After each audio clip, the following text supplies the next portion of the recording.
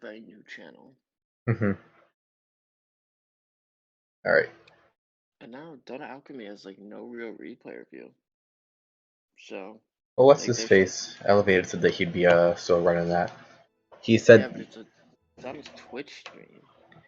Didn't they always run it on his Twitch stream? Oh, no. They said that they did it on the Dota Alchemy YouTube channel, right? Yeah, Forgot that's about why that. it got so many viewers. Yeah, I don't know. We'll have to see how that one goes. Dude, they're dead. That channel is dead. Yeah, I definitely wouldn't disagree with that one. I wouldn't be surprised if it drops off pretty significantly in terms of popularity and in terms of how frequently videos come out and the type of content, because they're obviously two very different personalities. Yeah, exactly. It was 8 o'clock. We should put out a message saying that we're starting because the stream is up right now, and then we can get going. I will ping workshop. Alright. So do you have the no, so there's no notes for this game. Yeah. Okay, that's fine. Oh golly. Man, throw back to offlane Wraith King. Fucking hated that. And that was a thing. I wonder how this delay is. Should be almost instant, if not instant. What are you on right now? What am I on? I'm on Sniper, and I'm gonna go to Wraith King right now. Okay, it's a couple seconds. That's fine then. Alright, yeah, very serviceable. We'll give it a minute or two. Yeah. Atos Venge is questionable. Yeah, I don't know about that one. Crap before boots. Interesting. I guess she is a fallen queen, right? I guess it makes sense to give her crown back.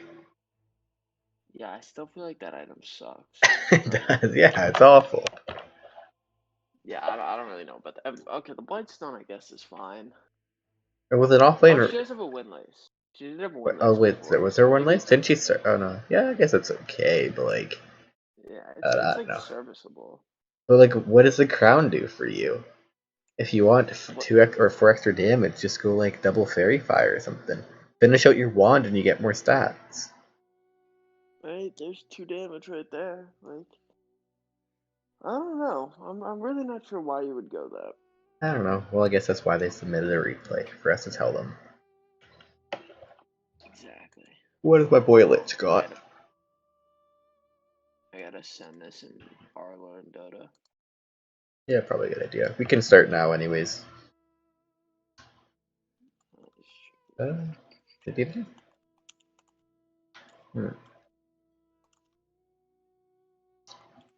Big fan of the Sand King build. I like it a lot. Pipe Greaves Blink, yeah. He did die 12 times, but I guess it is a Sand King. Oof. Yeah, was on par with the monkey, the Munkles, and the Witch Doctor. I guess we could start before I keep yawning. Doesn't sound like a bad idea. Yeah, because man, I don't know why. I think that's because my bedroom is so much colder or warmer or something. I don't even know. It's a different temperature for sure than the rest of my house. So, yeah. Well, So it definitely feels weird. hopefully this works. Yeah, I'm sure it will. I believe. I believe too. That's all that counts. Mastic's countering workshop is still going on. So once that's over, I'm sure we'll get more people too. Yeah, definitely. So do you even know what the starting items for Vengeful Spirit 5 are right now? Because I don't even have the slightest idea. I feel like I don't even know. It's not. I don't see it a lot. Yeah, I'm pretty sure you do not go double clarity. I feel like that's a given because it takes way too long to get 2 clarities. Like, your primary spamming spell is the Wave of Terror, which is 25 mana up to 40. So let's just assume it's 40 mana because that should be one of those you max out if you're not maxing out your Vengeance Aura. So you essentially can use this 10 times at level 1, or what, 8 times roughly, not including mana regen, at level 4. So having 2 clarity, that just seems overkill. If you want to spam out a lane, you start out with a Sage's Mask, and then you eventually turn it into a Basilisk. Yeah, that's definitely better. I mean, other than that though, Yeah, the 2 branches are good. Everything else is clean. yeah, I think I just swap that for a Sage's Mask because you get permanent and more effective mana regen, and then turn it into a Basilisk, or keep it as a Sage's Mask, or buy like double Fairy Fire or something like that if you want to help lane a bit better. Or like mangoes or something like that. I think this is fine except for the clarities. We'll fast forward through this guy. Oops, sorry.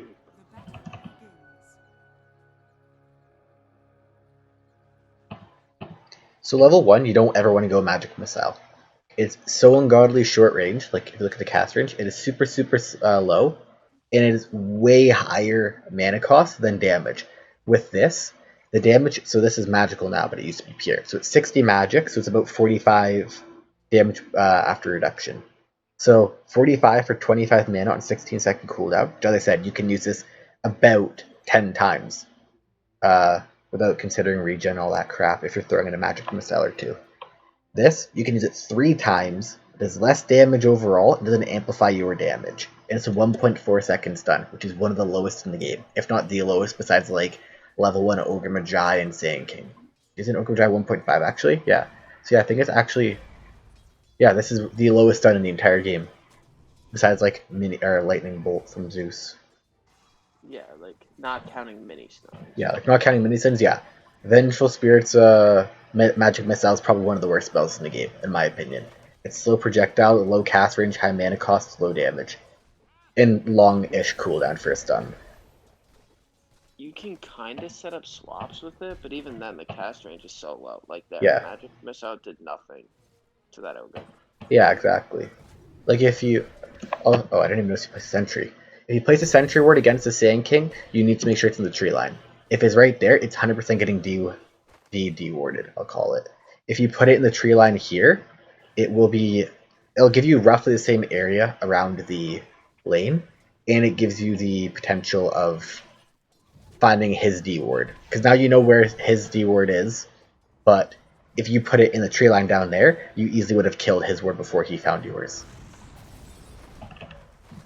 So that's a tip whenever you're playing against a invis laner, primarily Saiyan King. You want to hide your Sentry Ward. Because Saiyan King needs to protect his Sentry Wards in order to make sure that he can lane. Because if he can't, you just push him out of Sandstorm and you kill him. Yeah, this is just... Yeah, that's just because you are going for a Magic Missile, and as I said, that spell just fucking sucks. It is so bad in terms of cast range, projectile speed, all that. This is not the play. You should 100% be walking back, or getting a Sentry. Ooh. Okay. I guess that's okay. Yeah, okay, at least you're bringing sentries. You might even want a dust. Like, just bring a dust. See, that sentry's better. Uh-huh. Yeah, and this is fine. This pull here is good, because the lane is pushing out. Yep. Good, and Sniper just killed Saiyan King somehow.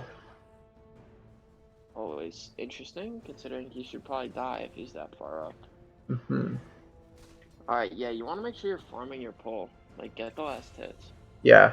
Don't even get the last hit, get the XP. Like, that's more important than the gold. So he just wasted his Sandstorm. Yep, exactly. Get aggressive. When they use their primary defensive spell, you can look to get offensive. Sniper ideally would have been using Shrapnel beforehand, but I still think this is the right idea, just poor execution. Get him. Nice. That's fine. You could walk your illusion to go deny the rune, but that's not something you'll always think about. Then TP back to lane. Yeah, it's fine. Ideally, you want to do your shopping whenever you're dead and all that stuff. That way, that's smart. Yeah, using Weave of Terror is definitely the right play for pulling. But you ideally want to shop whenever you're dead, just to save time, because like 5 seconds out of lane is still 5 seconds where you're not getting XP, gold, or contributing to your sniper. Alright, yeah, this pull was super clean. Yeah, really good. Yeah, that's really solid. Alright, and your sniper's free farming because they're killing you. They're actually not killing you. Yeah, really good stuff. Well, and that's what pulling does. Yeah. Gets your sniper free farm and a double kill. Because like look at the levels right now. Your sniper is about. Why is my? Oh, that's why my sensitivity increase. Your sniper is like 2 creeps at most away from the your mid laner. Not because he's good at the game, but because you've done super well in protecting your sniper from dying, protecting him from the lane pushing up too far, and all that crap. Like you've been doing very well, despite being 1, 2, and 2. Like that's not half bad for a support, but 2 deaths is never ideal.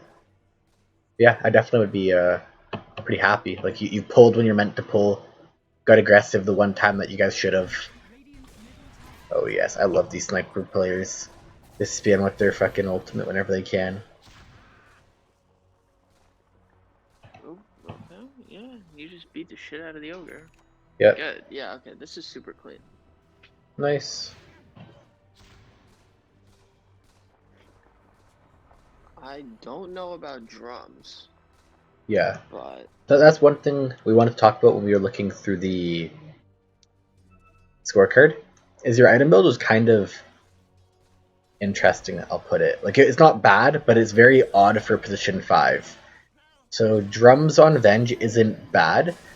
The problem is by the time you can farm it, its effectiveness will have started to wear off. Wow, nice. What else? Yeah, then like if you go for, in my opinion, I used to play a lot of Venge. The best 2 items you can ever buy after your boots are Vladimir's Offering or a Medallion of Courage, because those 2 items give you some form of buffing up your core. If you throw a Medallion onto the target your sniper is killing, he does more damage. If you have Vladimir's, sniper can potentially skip going for his own Morbid Mask, his own defensive item, because he can lifesteal for free. Drums, on the other hand, gives him, what is it, a Glove of Haste and a bit of attack speed, I think. I don't know. This item's kind of dead. I don't even know what it gives anymore in terms of attack speed. It's like it's attack and movement speed for sure. Yeah, attack movement speed gives you stats, but it's still, as we said, by the time the usefulness wears off, you'll have it. Which Vladimir's and Solar Crest Medallion, all that stuff, they scale very well.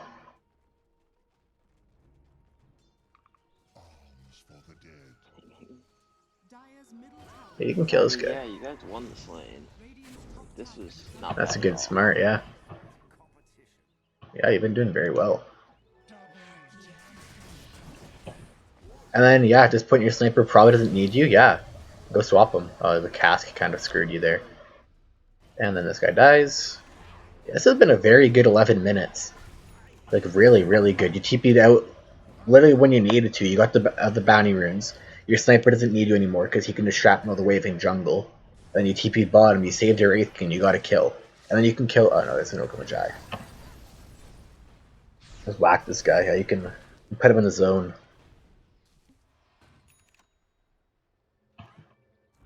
Yeah, definitely been doing quite well.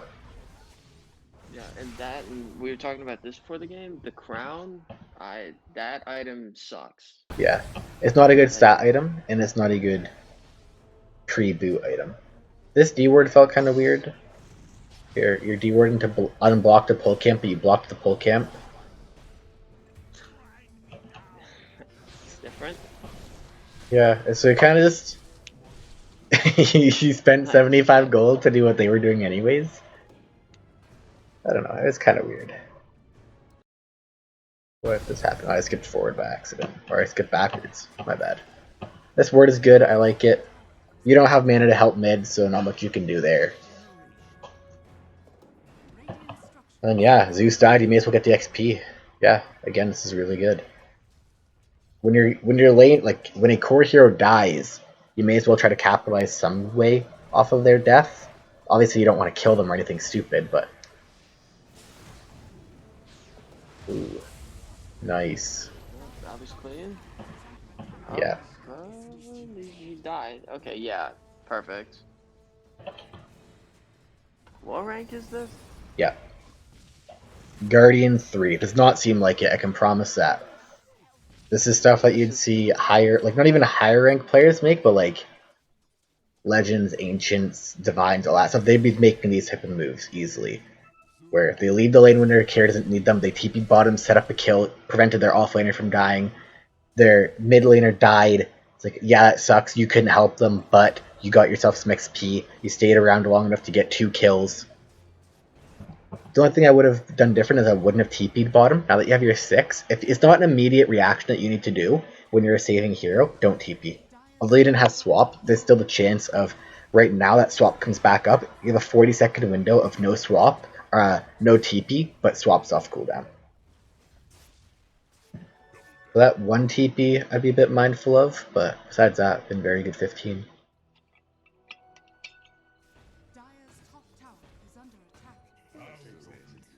Right here, I think you try and pressure this tower, for sure. You have 4 people, Bob. You wasted spin, Jug should die here, you have 4 here. I just keep giving vision of Jug here, I don't care if I die. I just don't let him TP out. That's fine, still yeah, Zeus ult lasted long enough. And then because we have a cart wave, we want to go take this tower. Tier 1. Why are you running? Yeah, keep everybody here. Yeah. The only way that you could leave is if you have a ward or Lich has a ward, and one of you guys can go get, say, a ward.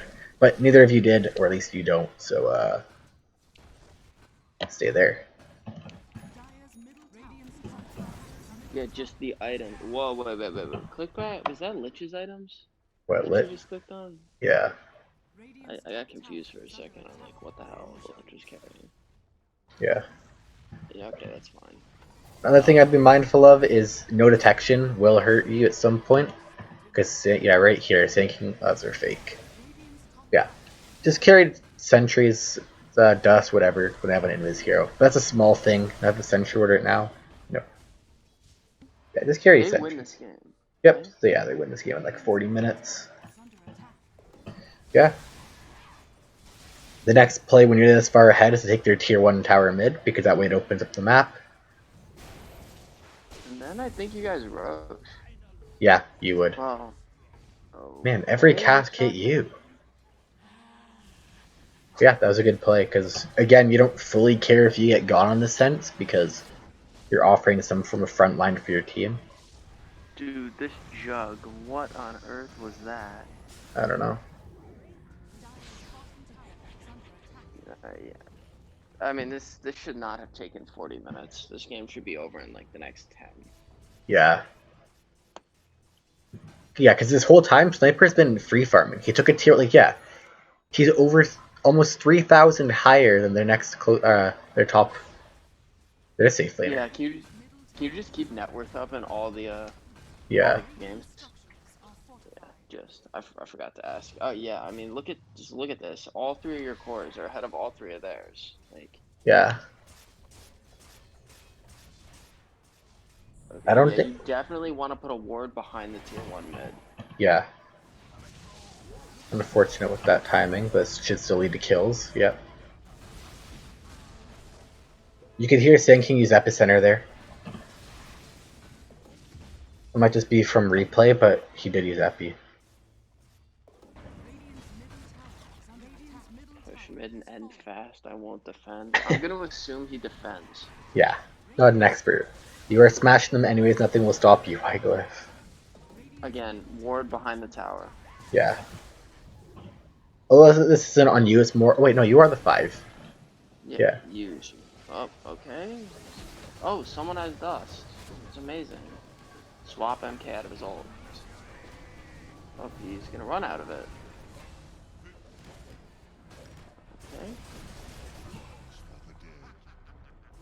Okay. Yeah, biggest problem there is we didn't have Lich. Pretty sure Lich needs to be with you guys at all times. Like, as we said, you guys need to be playing as a 4-man unit until Sniper feels confident to come. Sniper should be looking to join fights now. He's showing up to the fight when your entire team is dead. If he was there sooner, you guys could have won that fight. Or if Lich was there, you guys could have won that fight. Alright, yeah, I'm just gonna give a quick thing on some general gameplay stuff here. So you take the opposing team's safe lane tower, then you take their mid tower, these are tier 1s, and then you play in your jungle until your core is ready to take their mid tier 2 tower. or any lane. But don't typically, at least from my experience, especially with a lineup like this, don't push a tier 2 tower without your position 1. Just one thing to note, what Scars was talking about getting wards behind towers. See how they're taking this tier 2 and it's almost dead? They have a ward that Zeus just revealed, that's why I'm putting it out. Zeus can see this, so they can see your entire team, which is why they're able to jump you guys so effectively. So if you swap it, where you guys have the ward behind the tier 1, Zeus can freely cast bolts, Sniper can poke at people, you can potentially swap people, stuff like that. It's why having a ward behind a tower when you're going to go kill it is very important. With this should be Roshan. Yeah. We have Vengeance minus armor, and we have Wraith King's lifesteal. We go Rosh.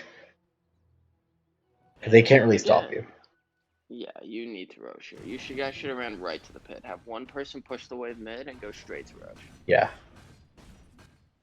Another thing is Atos on Venge is very bad. As I talked about before, Venge's entire item build and skill build is based around buffing up a single core or your entire team. So with this Atos, you're giving yourself more catch on a hero that has long range catch. So you already have the option of swapping people from 1,000 units away, so I need to route people from however far away it is, like 1,200 units. And just real quick thing on the warding, why are you putting a ward in your jungle when you guys want to be playing aggressive? Like, put the ward in their triangle so that you can scout their entire team that's about to come in from their high ground in triangle right now.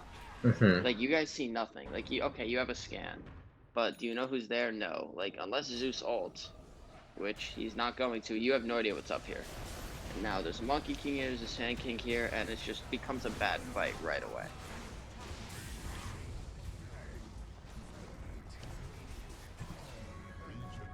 And it's gonna work because you guys are far ahead, but ideally you want to play around vision. Holy Witch Doctor.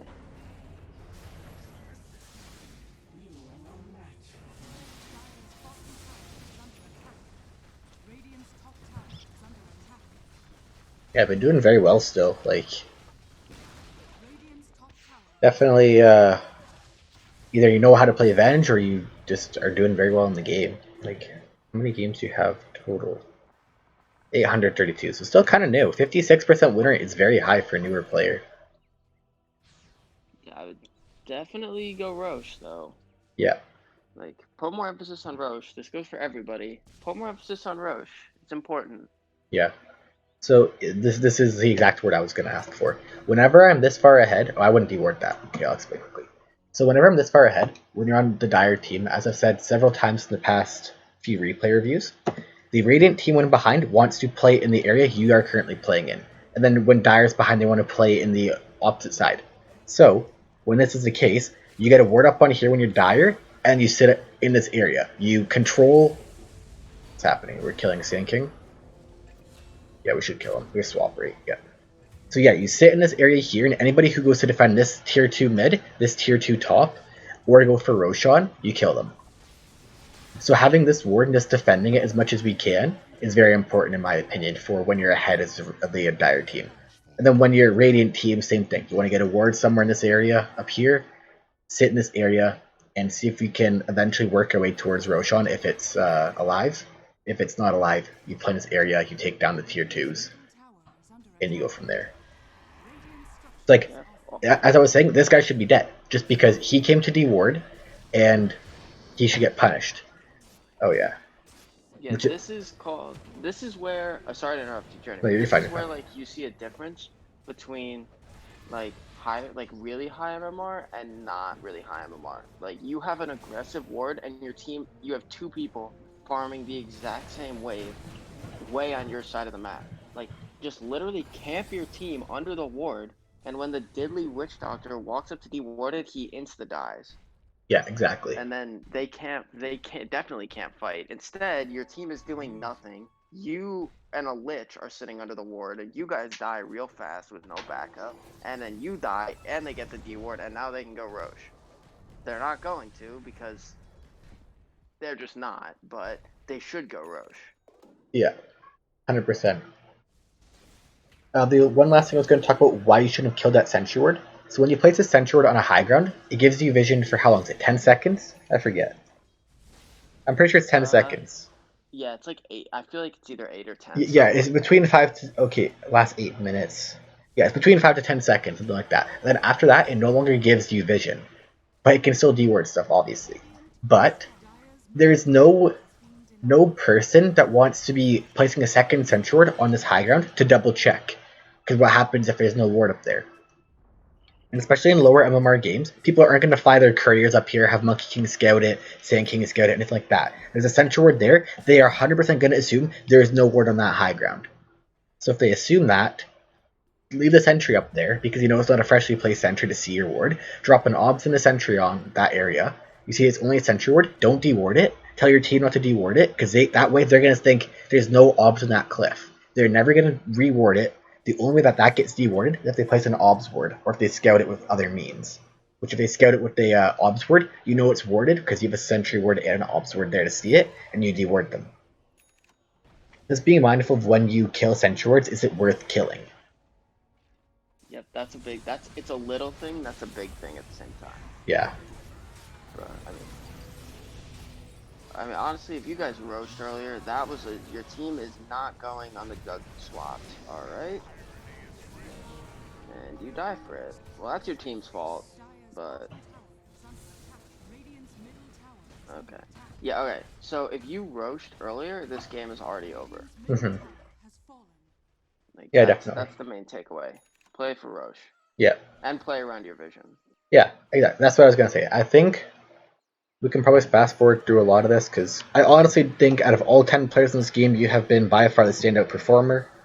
You have, as a position 5 Venge, in my opinion, this hero is very far from meta. I don't think this hero does a whole lot due to her going from insanely broken to insanely garbage based around her laning stage due to her Wave of Terror and Vengeance Aura. So just play around the wards you have, play around Roshan, and build proper items. I don't think this Atos has done anything for you since you picked it up, and I don't think the drums has done a whole lot. I think if that was a Vlad's in a medallion, or a Vlad's Solar Crest, or even Ghost Scepter medallion, like any combination of utility items that can buff up your team, then you probably wouldn't have died to Jug there, or it would have taken longer to kill. You guys probably could have kept the snowball going a bit quicker, but it's also in your team. And just, you'd feel more impact from Avenge if you buff up your Wraith King, your Sniper, all that crap more. Yep, 100%. Yeah, the raw. Okay, you've played, and Journey said it, and I'm basically reiterating what he just said. You have played so well. The items are trash. Everything else is super good, and I don't mean that to be mean, but if you have better items and you Roche, you win this game so quickly. Yeah, exactly. Like, to put it very simply, when people ask for replay reviews and stuff like that, they're looking at how they could have played better. There's very few things you could have done better. It's far easier to fix an item purchase than it is a mechanic or lack of knowledge or something like that. You've played, as I said, what was it?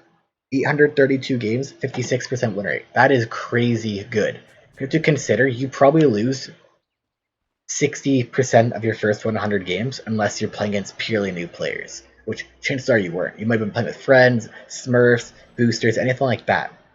So chances are you're going to lose more than 50%, maybe 55% of your games. So you have a crazy high win rate, you're 10-5 as a Vengeful Spirit. Here that has no killing mechanism. You didn't build any damage items. You've built what your hero kind of wants. I don't want to say wants, because you don't want Atos, but you're building utility items instead of going for Dragonlance Desolator like some other Venges do. So this was a very good game. Just, yeah, consider what we said. Look at proper Venge items. Play around your vision more, and play around Roshan. Especially when you're Venge. Venge offers really early roasting potential because you have minus armor and damage amplification. And then Wraith King has the same thing in the lifesteal. Hey, Journey, can you turn me up a little bit? I have you at max volume. Really? So I'm just super quiet, apparently. Well, that's interesting. Hopefully I'm, somewhat hearable. I can talk a little louder. I actually had Discord down a fair bit, so this should be better. Hopefully you're not too loud now. Okay, cool. If I am too loud or too quiet, just say something. Somebody. Yeah. Otherwise, this is how I will keep it for now. Alright, so I think you get the point off this game. Like how you could have made life easier here. Yeah. I think we can move on because I don't imagine this will be going on too much longer, and it's probably just gonna be Roshan and end, which that should have been how it happened 10 minutes before, like we said. All in all, I think you definitely did very well in that game. Yeah, that was super clean. Mm-hmm. This game, from what I saw, kind of a hardcore stomp. We're looking at Jug's perspective. They crushed him in 35 minutes. 14 to 46. Yeah. Not taking prisoners on this one, apparently. Any notes for this one? You said that you have it. Okay, this is Davi, correct? Yes. Alright, give me uno momento to pull this up. No worries. This was a really weird match. Laning stage was awkward as hell. I was playing Juggernaut against Bristleback and Arc Warden. Yeah, that's weird. Then our mid abandoned because his PC was having issues, so we had to send our 4 to cover up mid, Bounty Hunter. So it was a 4v5 for a third of the match. And he wanted to know, or he wanted to send this replay. Okay, says he thinks he left many couriers at my healing ward. It's written really weird. Let his courier and his healing ward die too much in the laning stage because he was distracted of how weird the laning stage was, which is pretty fair. So we will focus on the laning stage. Okay, sounds good. Just quick tip for healing ward or any micro-based heroes, as everybody, in my opinion, should have some understanding of how to play micro-based heroes, because Helm of the Dominator is an item, Necronomicon is an item, Manta and Illusion Runes are important. I will show in a quick sec how to improve with that once I can get the settings open. Okay, from the settings tab, go to control groups, you hold control, you click the number after you've highlighted the units. So when you spawn your healing ward, you click on your healing ward, hold control, and hit a button on the control group tab. That button, whenever you click it, will now select your healing ward. So when I play Jug, I have 1 is my hero, 2 is my healing ward, 3 is my Manta style illusions. So whenever I want to move my healing ward and fight, I hit the 2 button, and then I can move it up and down, and it just selects my healing ward. When I have that, it makes it super easy to protect my healing ward. Biggest problem with that is they have an Arc Warden who has one of the highest base ranges in the game with like 650 or something like that. What is this Void Spirit doing? Oh, they're doing that freaking stupid Arc Warden strat, but you have a Juggernaut. Wait, what do they do? This thing that a lot of dumb people do where they put all the spark rates on the rune, and they blow their entire mana pool, and you just don't contest, but then you have some sort of magic immune hero, or you just go for the other rune. Yeah, right? Jug spins, and you just wasted, like... your entire mana pool? Yeah. Mana pool, yeah. Now you need 2 clarity, and you take the other rune anyway. It's like, what? Okay, that was, alright, that was fine. The spin TP was good. Yeah. I'd probably recommend starting off with the stick, just because I would assume it's a Bristleback Void Spirit lane, which now we know it's Arc Warden, because he showed in lane. But before this, I probably would want to stick, just because Bristleback spams a lot of spells. Void Spirit has some spammage of spells, like his E and his Q are kind of spammable in the laning stage, as a support primarily. I think I probably would have recommended a stick, but I think these items are still okay. I don't think it's too bad. Like, there's his first quill. I was gonna say, it took him a while until he used it, but the easiest way to if you're up against a Bristleback, you need stick. Yeah, let's say the easiest way to counter Bristleback. Ooh, I did not like that spin. Oh, actually did a fair bit of damage.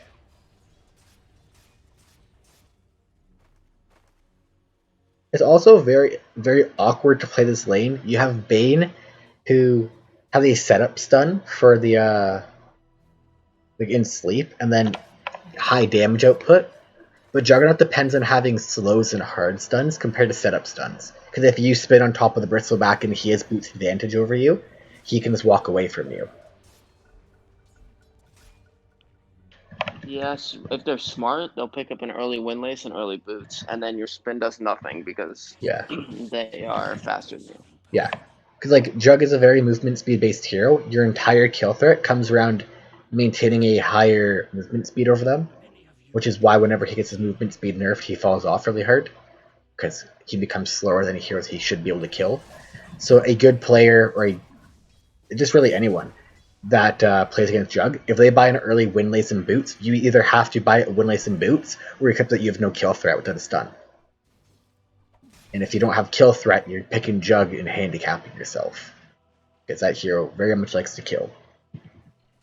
Yeah, he can fight early, which is very nice. Alright, Kitty is doing a good job here, though. Yeah. Keeping this lane back. Definitely did very well. Like here. Oh, yeah, okay. Beautiful. Although Bristleback's farming pretty happily, in my opinion, this hero is so ungodly awful to play against as support. Like, I just don't do anything ever to him, because he either cuts waves and I follow him, or he just dominates the lane because my hero doesn't pressure him. But I still think how Kitty is playing this is fine, and how you're playing this is okay.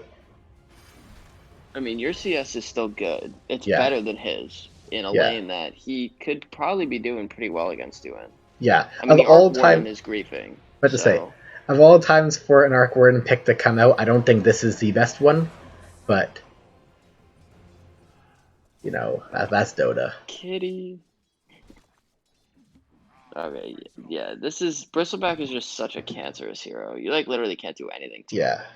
So what I do right now is, because he's cutting my wave, and in order for me to go get that creep wave that's coming under my tower, I either have to walk by him and Arc Warden and die, or I TP in.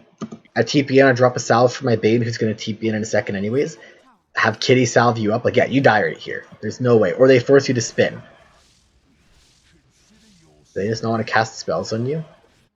Yeah, or they just don't do anything. They don't do the other option. Yeah, that is a hidden third option none of us knew about, but apparently the Radiant team did. I will not forget this. Oh. Yeah. Yeah, never send your courier through the lane. The other team is asking if you want to pause. Yeah, nice of them, though. In my opinion, you should always pause for the enemy. I always do it for the other team. It's just being nice. You don't want to root, like, if you want to get better at the game, you're never going to if you intentionally handicap your development by unpausing and getting your mid a free 5 waves of XP or something like that. Like, it's just not fair. And if you're gaining MMR, do you ever want to gain MMR because you had to cheat?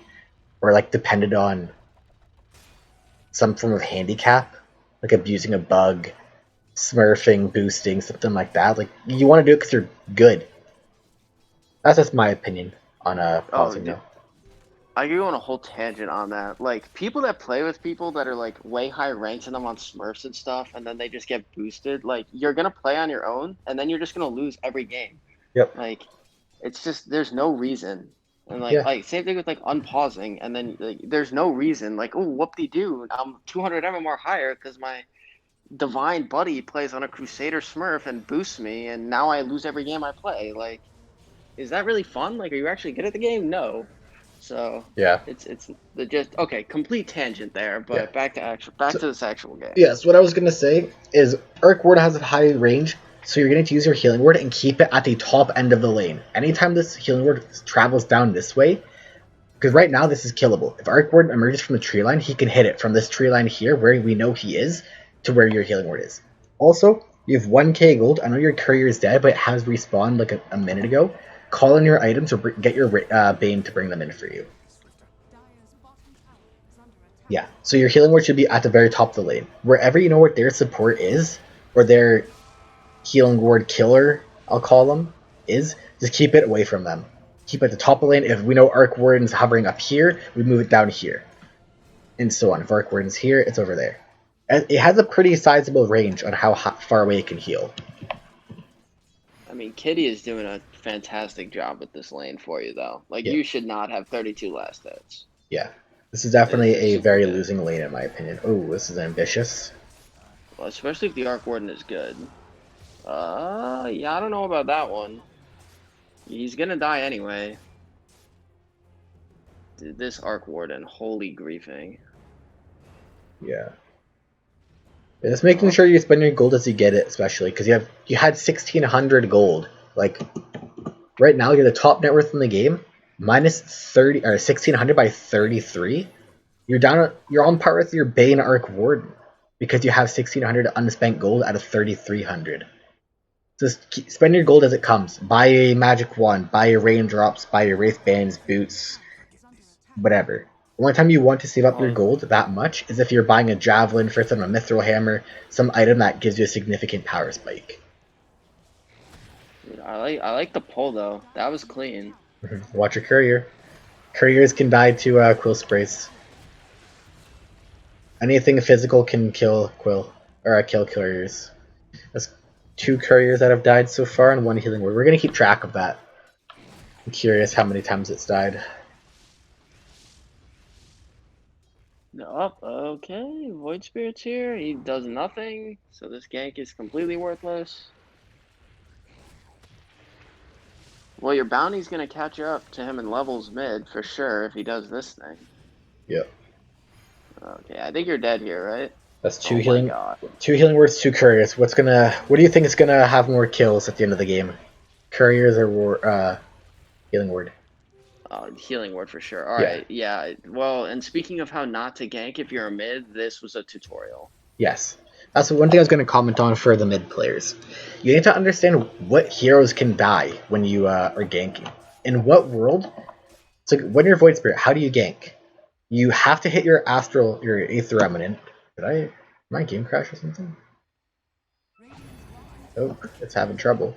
So yeah, you have to hit your Aether Remnant because you have no hard stuns. But Jug can just spin TP out. Slark can just Dark Pact and pounce out. So you have no hard catch on killing them, but you can kill with Chronosphere. So why not move your Void Spirit or your Faceless Void top, or move your Void Spirit to bottom and just Chronosphere to Slark? And that way you have some sort of kill threat on him. But if you have no way of killing the Juggernaut, this is why Juggernaut's a very good safe laner. Because Kitty can go fuck around doing whatever the hell she wants, while Juggernaut's unkillable to the enemy team. Because the only way he dies is if he messes up or if he gets Chronosphered.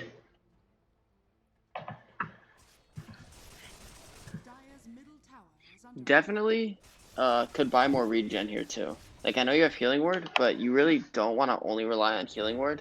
Like, ship yourself a clarity, ship yourself a salve. Like, and yeah, literally he as does, I say it, he does it. Okay. So, that was yeah. clean. Let's see. Oh, there's a good healing word micro, and then you walk it into them. Yeah. Interesting. Yeah, so I can tell what happened. You hit select all units, because if you look, you're right-clicking on Bristleback, your healing word walks right into the Bristleback. So your problem is you're not selecting just Juggernaut. You're selecting all units, because you probably have it bound to like space or something like that, and out of habit you want to spam space so you can select your hero to make sure you're attacking. Just trust your judgment. You have to keep playing more micro heroes and just trusting that you don't panic whenever something like that happens. Excuse me. I don't think Slark should be the one ganking top lane. I'm pretty sure it should be Bounty Hunter. Alright, we're getting it done apparently. Okay, yeah, this Slark off lane. I don't know about that one. Yeah, Slark was a random if I'm not mistaken. Like random the hero? No, he was the random from the stack. It's a 4 stack of them. Okay. Yeah, that's interesting. I mean, considering bot lane is completely free. And mid lane. I don't know why you rotate. Yeah, and mid, really. Yeah, so this TP is good. Like, this is what we were talking about. Bot lane is free. You're being ran at. Go trade tier 1s. They're gonna outpush you because you don't have the Leshrac in your game, but you're getting something out of the map. Instead of TPing the base like a lot of people would have done, you're forcing some sort of TPs back to bottom lane where you trade towers, which is exactly what you want to do in a scenario. And now Lycan TP'd bottom, and Void Spirit just showed in the word. Tell your team to run it top. Lycan and the Void Spirit can't be there, and they have no Chronosphere, which your team should know because you're all talking to one another, I hope. Like, we just walk top, we grip them, they can't stop it because they have no real hard stuns. And then you win games. Oh, and the Leshrac comes back. Yeah. Yeah, like, honestly, your Bane should be top. Yeah, like, I didn't even know Spade was down there. God, I keep yawning. I don't know why. This Is TP he is never fine. gonna dissimulate? Okay. The problem with ulting the Void Spirit is any competent Void Spirit player will be holding his W for a defensive purpose if it's level 1. Like, there was a replay that we watched, what was it, 2-3 weeks ago? 2 weeks ago? Yeah, where the Void Spirit kept using his Dissimulate aggressively, and every single time he did it, he got caught. He died like, what, 5 or 6 times because of it? If Void Spirit had Dissimulate there, he Dissimulates onto the low ground into that neutral camp, he breaks Omni Slash, and he can TP out. So just be very mindful of using Omni Slash on the high mobility heroes here against. Because unless you ask your team, hey, does he have Dissimulate, and they say no, you should assume he has it. Unless you're watching the fight and you know yourself. I mean, the Battle Fury timing is good though. Like this is pretty clean. This guy can die. Yeah, if he pounced into You Leshrac need a style. stun. Yeah, get him. Or pounce. That also will do it. So you just killed the Void Spirit. You probably just want to take this tier 1. Oh, they have Chronosphere. If you're sitting 5, like Leshrac's is support now, so unless you're sitting like you in the front and have your team try to defend you, you probably don't die. Like even if you get Chronosphered. And right now you're not even watching the fight. Like, how did Lycan die? We have no idea. We don't know what our teammates have used. Like, did he use his ultimate? Probably told that in chat or like in their comms, but get something out of that Void Spirit kill. And now get something out of the Lycan kill. Instead, you're walking top lane, hitting neutral creeps, gonna go push out top lane, but why not take that mid tier 1 and then TP top or walk top? Yeah, like your team is without Lycan, they definitely can't fight you guys. Yeah, they have no damage at all. All their damage is very gradual, because it's Arc Warden having to spam spells and chip you down. Void Spirit has to heavily commit all of his spells to burst somebody, which then we have stuns to catch him. And you're very tanky. On top of the fact you have Nightmare that can save. Nightmare gives you 0.5 seconds of invulnerability, I believe. I forget, it's been a while since I played Bane. But Bane does have a saving mechanism, because Nightmare can save people from like you can disjoint stuns, spells, all that crap. So you do have some form of defensive measures.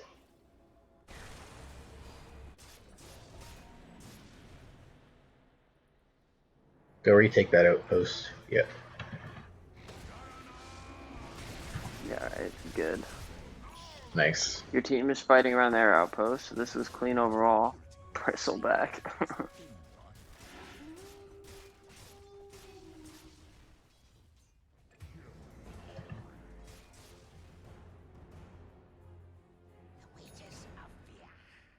Alright, yeah, this game's extremely. I mean, it's you guys should be even higher net worth up.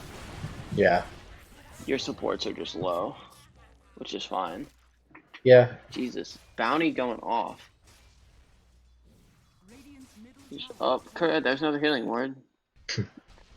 What is that? That's 4? 4 wards, 3 couriers in 21 minutes. That's pretty bad. Because what, Yeah. healing words are 25 apiece and couriers fluctuate, but we'll just say a flat 50. I thought healing words were 75. Are they 75? That sounds more accurate, actually. I guess we'll find out in 20 seconds when it dies again, right? That's just all, like, dude, I have terrible micro. Like, I'll feed my courier. Yo, you can watch, like, BSJ stream. He feeds his courier. Yeah. Like, it's not a bad thing. I mean, it is a bad thing, but, like, everybody does it. It's not something to feel bad about. Yeah. Courier sniping is definitely a skill, but there were times, like, the first 2 couriers that died were easily preventable. Yeah, and same with the first few healing words. Yeah.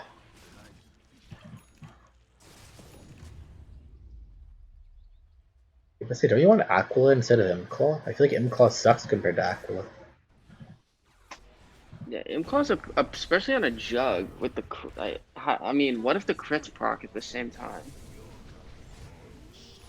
Yeah, I don't know. I don't know. I don't play carry, but I'm pretty sure carry players prefer Aquila. I think Aquila and Vambrace are the most 2 preferred carry items for tier 2. Yeah, especially if you're obviously if you're agility, that is. Yeah. Meteor Hammer. Huh. Wait, who has the Meteor Hammer? The Arc Warden. Dude, it's Arc Warden 4. Like, I don't know what. What do you even build on that? I don't know. I guess a Meteor Hammer and you just run your illusion down lanes. This is ambitious. Yeah, this is not good. Don't do this. We're gonna find out in a second. Someone hit the healing word. How much did he get? I can't tell. Too much shit in the way. Yeah, alright. Don't dive high grounds without Roche. You guys probably should have just Roche.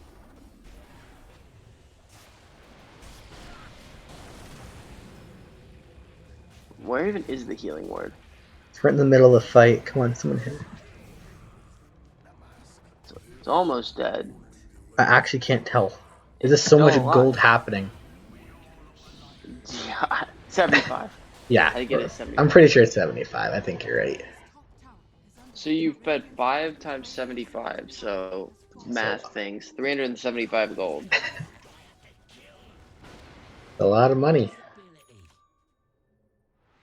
Alright, yeah, you're up 14k. Like, Roche, and you should be able to end. Yep. Yeah, the game definitely was a bit weird. I think this practicing micro, like, honestly, in my opinion, every single player should utilize control groups. I don't know how I would play Dota without control groups. Like, even if I just have it bound to Manta style in my primary hero or Illusioner into my primary hero.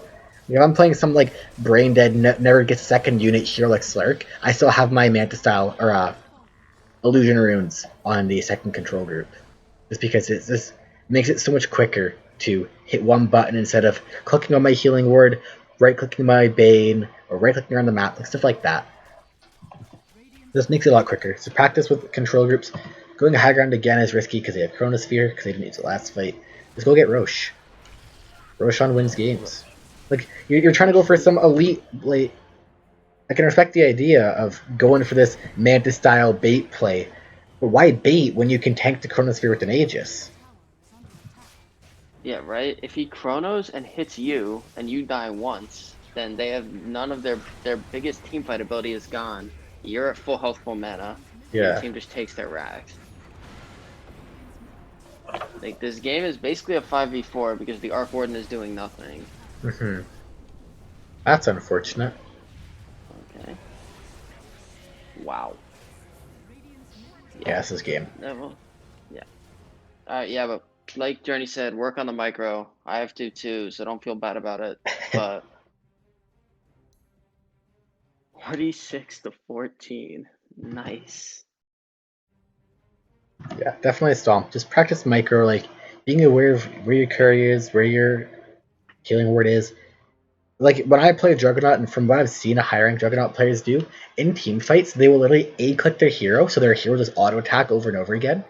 And they'll select their healing word and move their healing word. They'll be playing as a healing word in the entire fight. I don't say they need to spin, use a item, change their target, anything like that. They'll play as a healing word in a large portion of the fights as Juggernaut. That's just what I've seen, like pro level Juggernauts do. I don't know if it's still how they play it with A clicking and Oh. I think so. I mean, that makes sense. Yeah, I'm pretty confident it is. Alright, this next one is Rensai, right? Mm-hmm. Alright, it's another Juggernaut. It said, I probably didn't join some fights I could have, but how do you farm more efficiently / effectively? If you want to farm, make sure you don't have heroes in your team that need to farm. Zeus hits creeps kind of often, depending on his build. Nature's Prophet eats the map. Wraith King kind of eats the map if he was Radiant, which he didn't. Dazzle naturally eats the map if he is a core or if he's a greedy support. He didn't farm horribly. But... Wait, what are these item builds? Oh, yeah. Alright, Ags is trash. Yeah. That's super bad. Is that a support natures with a Bloodthorn and that's it? He's a mid natures. If you're playing natures, don't go Bloodthorn first item. It doesn't do anything. It's Orchid is just it's fine to get Orchid. Go like Maelstrom so you can farm waves quicker, and then like Orchid, BKB Hex. That sounds good. Or like an AC, or I don't care. Another thing for Jug, I haven't experimented with Jug a whole lot, but I'm pretty confident the only way you get Aghanim Scepter is for a gap closing ability. I don't think it is very good as an item unless you want to gap close. Or unless you're going Pure Glass Cannon, where you build no stats, all damage. Because then you have another form of purge and survivability. Yeah, so, but you just need damage to pair with it, because it's completely based on damage. I mean, the mom is fine, but yeah, mom is, but yeah, Mantis Style into Aghanims, like it's a dispel item into a gap close defensive item, kind of. It's like if this was like, I don't know, let's say Desolator, because Desolator can work on Juggernaut depending on the build. If you go Aghanims after, you can effectively move around the fight and prevent yourself from getting gone on, because like you see the lone, let's say they have a Zeus on their team. See the lone Zeus, and your team's like, we need to kill Zeus. You go Aghanims, just instantly swift slash onto him from across the map, but then he dies. I don't think it's very good as an item, like a third, fourth item, if you aren't going Pure Glass Cannon or you don't need gap close. And if you need gap close, go in earlier Abyssal Blade, I say. Yeah.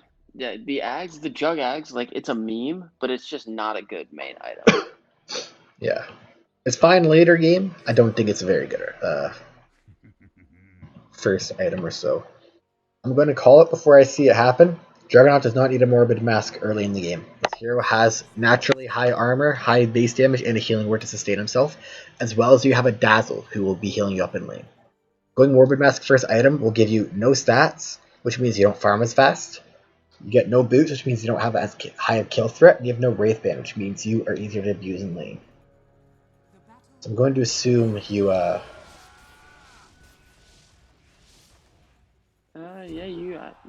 okay, this trade is gonna work. Yeah, if you kept spinning the Legion, she might die here. Yeah. Maybe. I think it'd be a bit difficult, because she took overwhelming odds, so she did have a higher movement speed over you. That's true. That's a fair point. One thing I would not block that creep wave, and yeah, you screwed yourself. Yeah, what to say. On Radiant safe lane, never ever block your creep wave if the Dire offlane did not block theirs. Because as we will see right here, you can see them on the ward, neither of the two of them blocked. You're blocking right now. This will go under your tower, which means it's going to naturally push the wave because you're going to have two creep waves going into their one, because their creep wave is going to die way faster. Which is a huge problem, because you're going to give free XP to the Legion Commander in Bane. When if you didn't block at all, it'd be a little further forward and you'd be fine. Yeah. Alright, I'll finish what I was saying. If you watch pro games, the opposing safe lane will block the Radiant safe lane wave so that it's blocked under tower. Yeah. They'll walk behind the tower and block it because it's so detrimental to the lane. See, now it's up here, and your Dazzle has to pull. Yeah, and it's gonna push even further. Yeah. So definitely be mindful of this, because a good rule is never pull on Radiant safe lane, or never pull, never pull. I'll say never block the first wave of Radiant safe lane. It just makes it so much more difficult, because now you're in a far more compromising position. You're about to get pushed into their tier 1, depending on how this next wave goes. Oh, could be a kill. No, it's fine. Yeah, you just put yourself in a bad spot by blocking the first wave. And because of that, Legion Commander is now topping the last hit chart, because she doesn't have to be scared of Dazzle just non-stop hitting her. Because think about it for Dazzle and Jug. Those heroes are very good at chasing. You have an extra 10 seconds if they're slowed right here and have to run here, or if they're right here to here. You have a full screen worth of time to chase them and hit them. Which is why you naturally want the wave pushed back. Yeah, and Legion does kind of dump on a Dazzle 5. It's a natural counter, but so it's even more important to have the lane in front of your own tower. Yeah. Especially when they don't level 1 is when Legion Commander is most susceptible, because we know that she didn't go press the attack. Excuse me. So no, we know for a fact that she cannot ever purge off the poison touch until she hits level 2 or potentially 3. Once she has poison touch, we lose all kill threat, because she overwhelming odds onto the creeps or heroes, gains higher movement speed than you, and then runs away. But before that, when she can't purge it off, she can get higher movement speed. Poison touch will slow her enough that we will be able to get some amount of damage into her. Yeah, honestly, like when we start making videos for the channel, which is this week, one on the first how to play the first 5 minutes of each lane, like Radiant safe lane, dire, like of like the safe lanes, and then from an offlane perspective, would be super important because we see a lot of the same like type of mistakes. Holy camera! I have to say, another thing that I keep talking about, call it dead space. Look at what you see right now. Where's the creep wave? Where's the enemy heroes? You are literally looking. The whole point of having a camera that you can manually choose, it's not like League of Legends where it's locked onto you, because it adds a skill to the game where you can choose what you see. Right now, if I was to look at your camera and think you're a pro, I'm assuming you expect to get ganked from behind your tier 1. You expect the enemy to run in through here and flank you from behind. Where your camera should be is like this, where you can see where the enemies are, and you can see the tree line to your left. So you can watch any of Bane's and Legion's movements. So yeah, this is good. Like, this is exactly what you want, because you know for a fact that they could either come from the left or right side, and as Bane shows that he's on the right side, you shifted your camera towards the right. Obviously, you got a bit aggressive, lower health, but camera work was a bit better for a brief second on the bright side.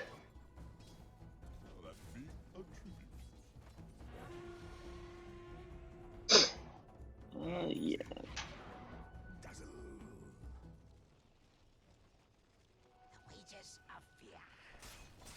That death was kind of inefficient trading, if I should comment on it. It's inefficient trading because Bane and Legion Commander are two very good heroes for trading, and they both have some form of health steal mechanic where Bane is Brain Sap, Legion Commander has Moment of Courage. So if you're against heroes that you can't reliably trade with, break that tree you just did and ask your support to pull the hard camp, or ask them to pull a small camp. Yep, exactly like this. Yep, that's very good. Just a matter of doing it earlier. If you wanted to aggro the last 2 creeps, stand back a little further and let the neutral creeps attack you, because it will increase your creeps' aggro radius, so they will be more likely to aggro onto the neutrals. And it would have pulled all 4 of them instead of 2. If that's what you wanted. If you wanted to just pull 2, this is fine. Yeah, this looks still pretty clean. Yeah. Spin the wave down. It's actually fine. That's actually good that you nuked it, because now this... Oh, the God Pudge. Yeah. Okay. Alright, not ideal. Well, he died. Yeah. But... Yeah, it's and your unfortunate. Zeus TP'd with no mana. That's good. Really helpful.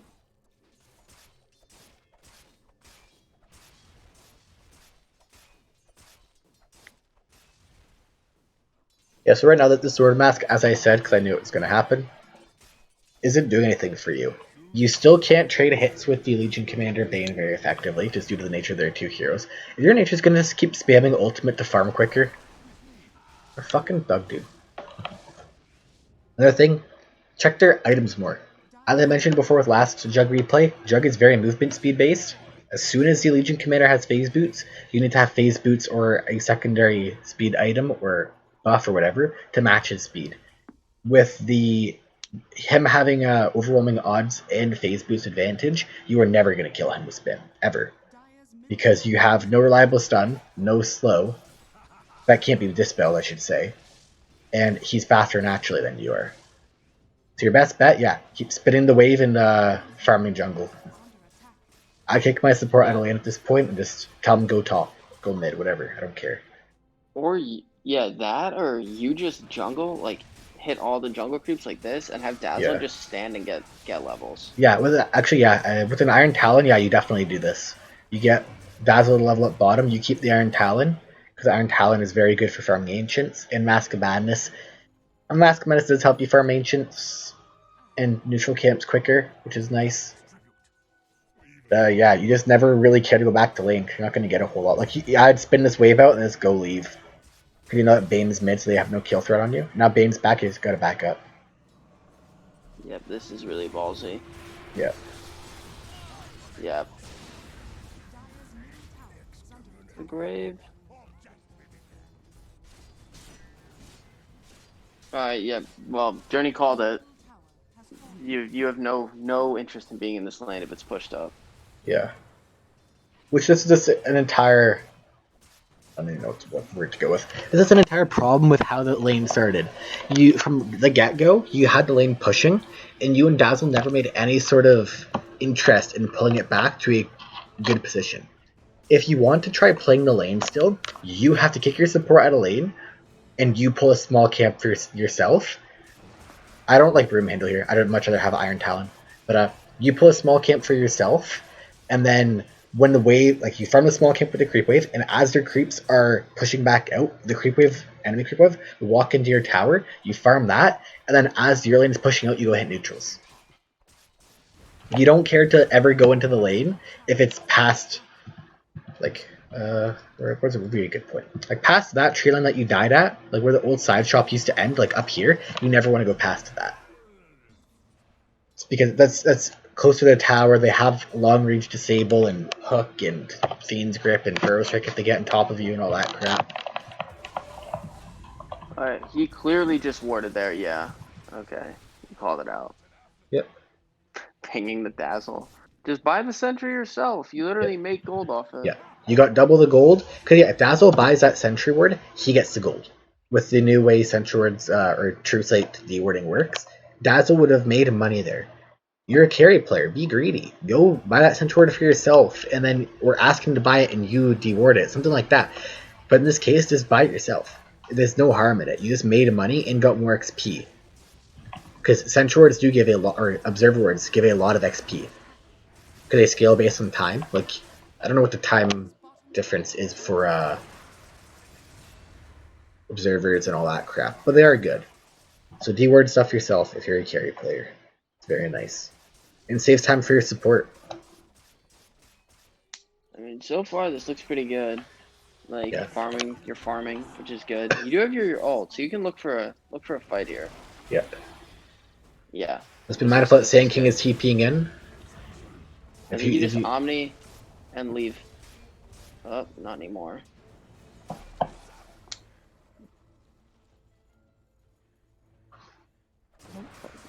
So with this catapult wave, we can look to get aggressive, I think.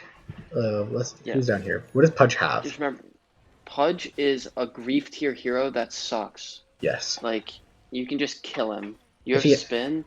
Like, yeah, he just dies. Yeah, if he has no Blink Dagger, just position yourself behind your creep wave and he'll never hit you, ever. And with that ward up there, you knew for a fact when any other heroes were coming. At that point, I would have brought 4 heroes down bottom and looked for a fight. Because I have Omni Slash. At this point, yeah, now we back up. Because Dazzle just died, they have 4 heroes. Let's go walk over and hit neutrals.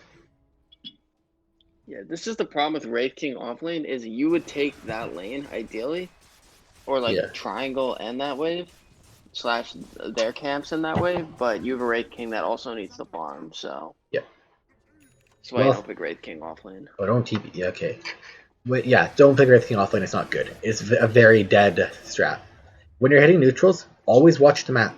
There's nothing better for you to do. Like, you're watching yourself hit neutrals. I don't imagine it's that exciting for you, unless you like watching all the wee shitters die, which, if that's the case, you probably need to go see someone and not play Dota too much. But, like, look at the map. As I said before, check enemy items, check your allies' items, TPs, all that stuff. Look at the fight. If that fight, let's say they were under your tier 1 tower there when your Zeus died. Maybe you could TP in and get a 4-man Omni Slash and get an ultra kill. You don't know that. Because you weren't looking at the fight. So whenever you're doing something like walking to a lane, hitting a neutral creep, going to grab a rune, I don't care if it's power rune or ban rune, doing anything that doesn't require your full attention, give half of your attention or your full attention elsewhere. Look at the minimap, count TPs, all that stuff. There's far more important things for you to do than watch yourself hit neutral creeps. And I know, like, most people at least turn auto attack off. So it's like, oh, well, if I'm not looking at them, then I'm not going to be hitting any creeps. Yeah. So, like, if I'm not actively clicking on them, if you right-click one and then shift-click the other 2, shift right-click, you'll automatically hit the other 2 once the first one you're hitting dies, and then you can just look around the map.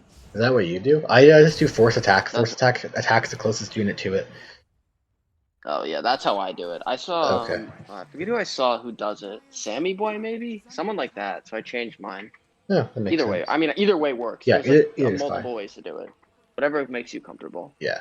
So here you have no Omnislash, and Omnislash is your biggest kill threat. I would not be joining this fight. Besides having Spin, you only have a level 1 healing word, a Yasha, and a Mask of Madness. And as I mentioned before, if you get stunned, you don't have any natural stuns to help you. Which, here's where the stuns come in and then you're going to die. I just wouldn't be looking for a fight right now, just because we have no Omnislash, we don't have the items to survive their disables, their burst damage, all that crap. Just go hit your creeps. I mean, you guys are up 5k in net worth. Yeah. But yeah, that's just Nature's Prophet things, though. Nature's Prophet farms so fast. It's not even that farmed, but he's 3k up on their mid-pudge, right? It's mid-pudge. Yeah, well, that's why you don't pick Pudge mid. Why you don't pick Pudge? This hero sucks. Yeah. So bad. Like, oh, I used Hook one time, now I have no mana, I can't do anything because I'm useless. Like, great. Yeah. Glad you picked that. Pudge is a terrible hero. Yeah.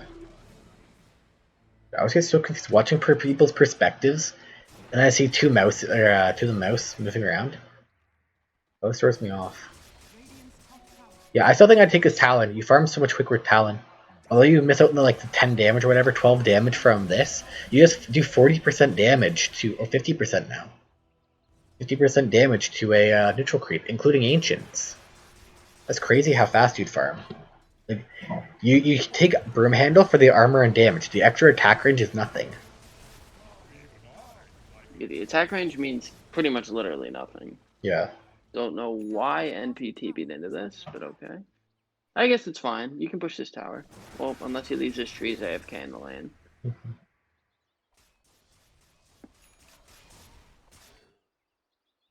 Honestly, I think you look to play around Roche at this point. You're up 7k. You definitely can fight them. Like, go center your team around the Roche pit. Yeah, as Scarus mentioned earlier, because you have offlane Wraith King, in my opinion, you want to still be top lane. Like, you want to be the one, every time that they go take a fight bottom or mid, you're taking their tier 1 top. But you have this Wraith King as AFK farming in the area and lane you want to be. Which is problematic. Man, what's with Juggernauts and killing couriers? Another Jug couriers died. Right? Beating couriers. Oh, Pudge got silenced, and now he insta-dies. Awesome. Great hero. Alright, yeah. Like here, just go Roche. Yeah. Yeah, because as I say a lot with these replays, getting Roshan will give you this tier 2 tower. Like, they cannot defend that tier 2 tower if you guys have Roshan. If you get that tier 2 tower, it does not give you Roshan. So you're taking 0 objectives out of, hypothetically, if you got that tier 2 tower. You would have got 0 objectives afterwards, and Roshan would still be a point of interest. If you get Roshan, getting Aegis on you ensures that you guys either take a fight and most likely win it, or you guys get all the tier 2 towers on the dire half of the map. You're smoked in front of them. With no Omnislash. I feel like this is not the play. Yeah, the Bane definitely spotted that. Yep. If you have Aegis here, you survive. You survive. Oh, damn. You survive. Hey, there we go. We got another video. Taking Roche. Yeah. It's not even going to be a video of explaining why you do Roche or when to know. It's going to be people right-clicking Roshan. Yeah, that's the whole video. Yeah. An hour and a half of people right-clicking Roche. Oh, Night Wraith King stuns a creep. Yeah. Okay, I hope that was a misclick. I hope so too. Again, Sand King is dead. You know what to do. Not even going to say it. Yeah. There's a happy chap who hangs out in this neighborhood. There you go. This guy. Go hang out with him for a bit. Yeah. Hit Roche. Go Roche. Yeah.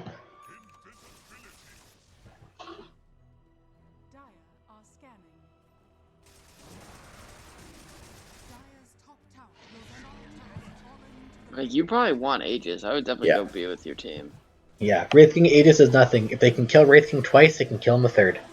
Because if they kill him twice, it means that your entire team is already dead. Yep. Yep. Take that Mindbreaker. Take anything but this fucking Broom Handle. Get rid of this item. The Roche and playing our own jungle thing that people do. Jesus, go get something off it. Yep. Yeah, again, your team's taking a fight and you're buying Point Booster. You're shopping.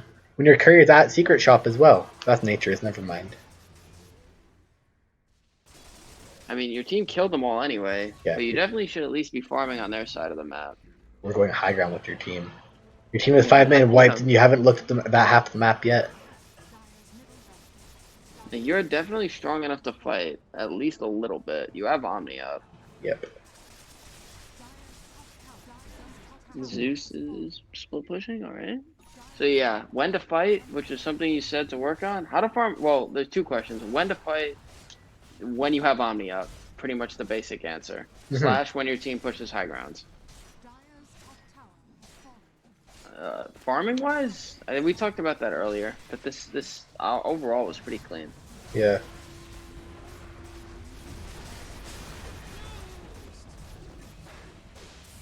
Alright, I just want to comment quickly on what's happening here. Because you don't have Aegis, if the Dire team was any good, they would have jumped and killed you already.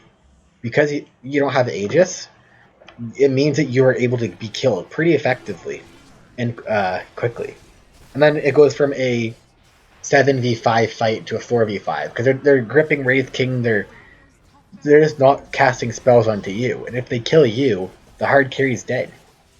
And then just kill your entire backline. Like now, Wraith King's diving tier or a diving ancient fountain, whatever. Classic. Yeah. If you don't have Aegis, you need to be very careful of how you position. I would not be hitting the barracks unless I have spin up or like am spinning, because Wraith King will take it at some point. I don't need to play aggressively. And if you play passively, like play behind him, they have to either walk by Wraith King and whoever else to get to you, or they have to duel the Wraith King.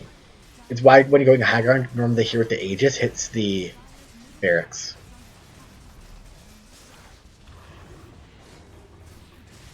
You see again, it's like... Okay, that's the Beano. That is Wraith King. That's fine. Oh, Wraith King's right there. Yeah, camera work again right here is a bit... Could be better, could be worse. You somehow passed... You passed Dazzler Mindbreaker at some point. How did that happen? Always nice. I don't even know. Man, bad game from Legion Commander. Yeah. Legion Commander's not happy. Yeah, get Roshan, look at the map. Yep. Understanding what's happening on the map, very important to winning games of Dota 2. Dude, 1-10-2 on the Sand King. That's an oof. Yeah, never a fun one when you're doing that hard or getting that worked. Next replay, who was a spy? Hibeki on Medusa. It's a fun hero. I get to watch creeps getting hit for 38 minutes. Yeah, 700 GP. Yeah, this is standard Medusa stuff. And Sniper, though, that'll be interesting. These two heroes do well against your hero. Alright, let's see. What did he say? Alright. Game wasn't a stomp. Would like advice on when to stack, when to clear stacks, and when to go do triangle over pushing lane. Okay. We can talk about that. Yeah. Yeah, so this definitely wasn't a free Medusa game at all. They had two heroes that are naturally hard counters to Medusa. Slark, he never has to fear Stone Gaze because he intentionally times it for when he's about to get stoned. He will Dark Pact it off, and Sniper is never going to be close enough to Medusa to worry about you. So, you definitely did very well for having two counters.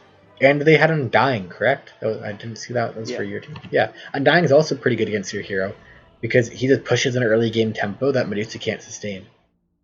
And they have the iconic counter, Lion. Everybody, the counter to all of Dota 2, Lion. This guy just counters everything. Can't wait to see how good he plays this game. Yeah, if that's possible for Lion pickers. To play good, yeah. Yeah, to play Dota. I don't care if they play good or bad. Just play Dota. Don't fucking sit there and mana drain over and over again. His fight contributions are going to be stun hex the same person at the same time, and then mana drain Medusa. That's all it's going to be. Yeah, they were like, oh my god, Lion of Medusa, let's pick the greatest counter with mana drain. Yeah. Lion. Dude, the counter to Medusa, or like the hard counter has been stopped. He no longer has the extra mana drain at level 15. I know. It's now a slow. You mean the best talent in the game is 50 mana drain? Because I don't actually ever think I've seen that talent taken. It was too good. The Lion community agreed to maintain balance in the game. They wouldn't pick it. It just wouldn't be fair. The Lion community. It's a tip. I really wish it was Lion. Dude. Oh yeah, that would be so funny. But yeah, if you get an observer ward, place your observer ward right away, because right now it's just sitting in your backpack, and if it's not getting placed in the first like 3 minutes, it kind of is useless. Like give it to your off lane or your safe lane so they can see something. Yeah, plus if the sniper is good, he's just gonna wait till you put it down and then buy a sentry. Yeah, which is why you want to place it preemptively, like before they That was a good blast too. Yeah, so securing range creeps is very important, especially in mid matchups. Using any spell you can. Sniper naturally struggles to secure range creeps, which is why he's trying to zone you out with a. That's very good. Why he's trying to use shrapnel to zone you out. Like it's smart by him to do that, and it's smart by you to give up the Mystic Snake cooldown in mana. Don't let it into tower range. Oof, yeah. Okay. You're stacking already. That's good. I like that. Yeah, one thing to be very mindful of is if I'm sniper, I just saw you stack because I probably have a ward watching you, and I'm already telling my team, Medusa stacking that hard camp. And once you stack it 3 or 4 more times, I pull over one support, and him and I farm it together, and it makes you have to contest it. Just be aware that the enemy, if they know where your stacks are, they will contest it. Typically, at least. Typically. As we keep saying, you want to assume that they're good because then you can play more efficiently. Yeah, he saw that word coming out, by the way, if he had a ward on you. And you also can see you walking the creeps over. So he now knows it's a triple. And if I'm him at the 4-minute mark, I'm pulling Lion over. And I just shrapnel it, I Earth Spike it, and I kill it all. Good old Lion. That'll be his impact this game. Yeah, he can mana drain all the creeps so they don't stomp so or they clap. Can't use any of their abilities. Yeah, high impact, dude. Oops, sniper's being annoying. Yeah, doing sniper things. Jesus, holy stack on this. Yeah. Is that gonna work? Let's get that. No, he misses it. No, it didn't. Yeah. If you want stacks, tell your 4 to stack the triangle. Yeah.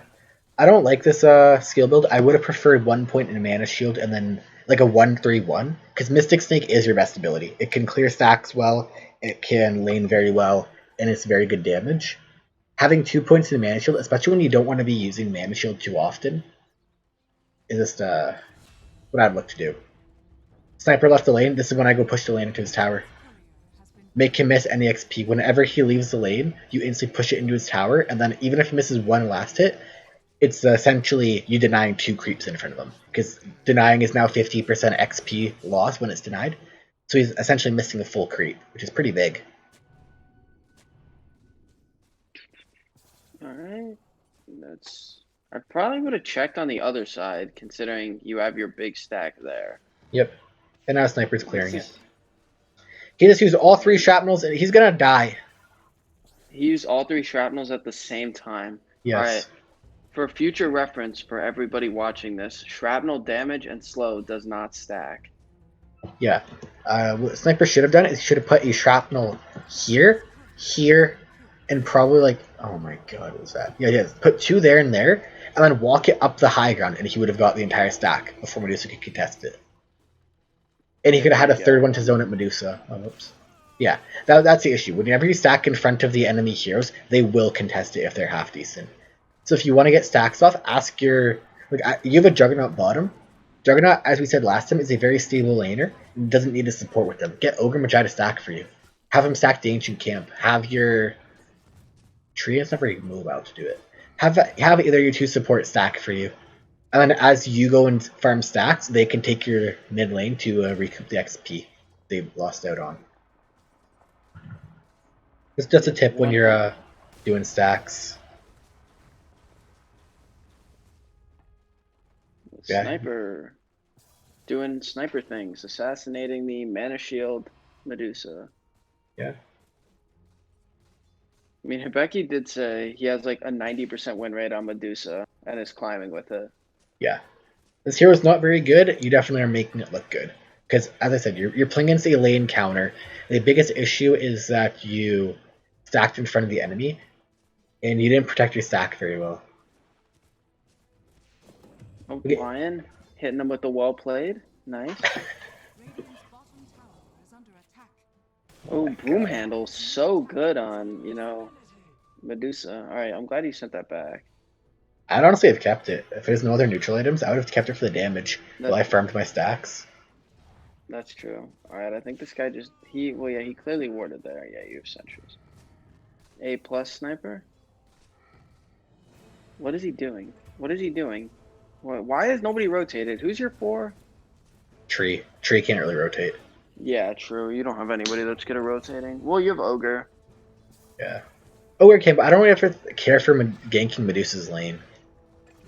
Like, Medusa is topping the last hit chart, like, on par with Sniper, just because Sniper took, like, 8 to 10 creeps from that stack, depending on if the Hell Priest troll summoned his skeletons. Yeah, you're farming very well. At this point, now that you're level 10, look at the scoreboard. My Abaddon's level 4, my support's level 5. I tell one of them, yo, come take mid lane. I'm full-time jungle. Because although you might farm it a little slower, you're giving Sniper essentially a free lane, you are helping your 0-100 Abaddon, or your under-leveled Tree, or your under-leveled Ogre. Oh my god, they're feeding the Lion. That hurts. It pains me. Yeah. He's a god, dude. What can you say? Yeah. Look at him. He's so good. The stacking is good though. Yeah. And another free D ward. No. Run to the bad. Someone should probably help you. They do, yeah. Okay. Nice. Problem is, let's just clear your double stack. It's not a big issue. Yeah. They're still fighting. Yeah, definitely. I don't know about showing. Well, you have a sub actually. You can to this. Yeah, it works out. But the Lion doesn't die, so it's clearly a failure. I saw this in another game today. Never place your mango tree behind your tier 1. This is so selfish of you to do if you're a mid lane player. Because if Medusa had a tango, fucking hate these dudes. What's your skill build? Oh. I knew it. You know, it's not the 114, but it's 203 or 213. Oh yeah, you should be just like you should actually be banned by Valve for doing that. Yep. But yeah, never put your mango tree behind your tier 1, because although you have mangoes more on demand, if you put it in base and get whoever dies to displace it, have your courier pick them up and bring them to you. That way you have mangoes for your entire team, and it'll last longer. Because Medusa's already made the call, yeah, they have a mango tree here, so someone with a Quelling Blade can come break it whenever they gank. I don't know who that would be. Someone with a Tango, Force Staffs, all that stuff. And it's not going to give you vision. It is literally getting the mango aspect of it, which is the same in base, but it's going to last half as long, if that long. I mean, overall, though, you're farming perfectly fine. Like, this is clean otherwise. Just a couple little things with the stack that we mentioned. That's probably warded. Yeah, it's a ward up in this area. Yep, and you're buying your own Sentry Wards? Dude, going off. Yeah, you're doing, this is being done very correctly. It's a small tip, because I want to see if you do it. I'm not going to make the comment yet. You just revealed you had wards in this area. Yeah, so you know for sure that you're under the ward. Oh yeah. I want to see where you place the sentry. Nope, very high impact. Sniper? They lose this game, right? Yeah, the other one. What I would have done is I would have had the courier scouting the high ground, so like, I'll slow down. So the sentry ward further there, because if I rewind quickly, look at how on the edge the ward is. If you place it, that's right on the edge. Like that barely is in the hitbox for the observer. The sentry ward should have been placed down here. Your courier should still be here, scouting that high ground for you. Just that way you guarantee the 2 ward spots it will be, you will hit both. Yep, exactly. Just being efficient with your sentry wards is very, very good. Or very important, I'll say, not very good. Because obviously it was dumb. Yeah, I still think I'd be looking to give my supports a lane. Like, Lion is going off top. He's 4-0-3 somehow. We need wards from the, yeah, I don't know. Sniper just TP'd out in front of you, and he hasn't shown, yeah, he TP'd top. Go take this wave, or a tower. Just go hit the tier 1 right now. Like, we'll look at how much health it's at, and we'll see how much damage you do, or would do. So is that 1286, let's say you do 50 damage a second, starting at 1600. We'll see how long it takes until the wave pushes back out until you would have been able to get it.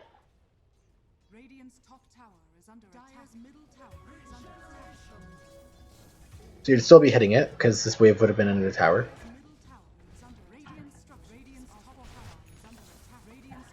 So you eventually end up taking the tower a minute after it should have fell, pretty much. Like, this should have fell 30 seconds ago. Because if any other team was half decent, they would have TP'd in to that tower and instantly defended it. So whenever the enemy mid laner leaves, just try to punish him. Force his support to TP in, the offlaner to TP in and hold that tower. Because if you do that, then you can go jungle like you're initially planning on, and you've opened up a lane for your teammates. Mana Drain him, Lion. Get him. Get him. Unfortunate. Oh, I was waiting for the stun Mana Drain. I was too. I was actually looking forward to it. Yeah, just when the enemy mid laner leaves, push the wave into his tower and either spam deny if he's going to come back quick enough, or just take his tier 1, as I said. Because let's say if the Lich TP'd in, that means Lich cannot be top or bot lane, which then opens up your lane for your carry or your off lane or whoever to get a bit more on the map. And then you're going to jungle anyways, so it's no harm to you if somebody comes to your lane pushing you to jungle, because you want to do that anyways. Oh, Lion. Is he finally gonna die? Yeah, he's put out of his misery. Poor lad. Good. He's good.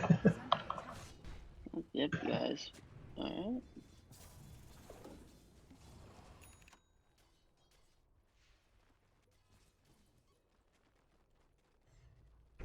Yeah, so the microing of your illusion rune is very good. Like, you're moving it from camp to camp, making sure you maximize on the farm. Just a small tip for Medusa, have them attack the range creep in a wave. That way you're guaranteed to hit all the creeps with your split shot. Because if you have it the way you just had your Manta style illusions hitting, they will not attack the range creep in the back. If you have them attacking the range creep, they will walk forward enough that they can hit all 4 creeps or 5 creeps in the wave. It's a small tip.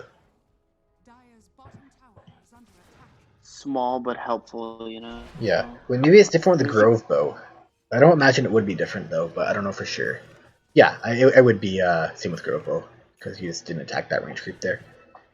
But yeah, you're playing well. Like, you're doing what Medusa wants. You're 10k net worth 20 minutes in, so you're at 500 GPM 20 minutes in. That's super good. Like, that's what you want. You're taking towers whenever people aren't coming to your lane. Like, the entire team is bottom. You're pushing the map. Yeah, keep pushing this wave. Force some sort of TP rotation.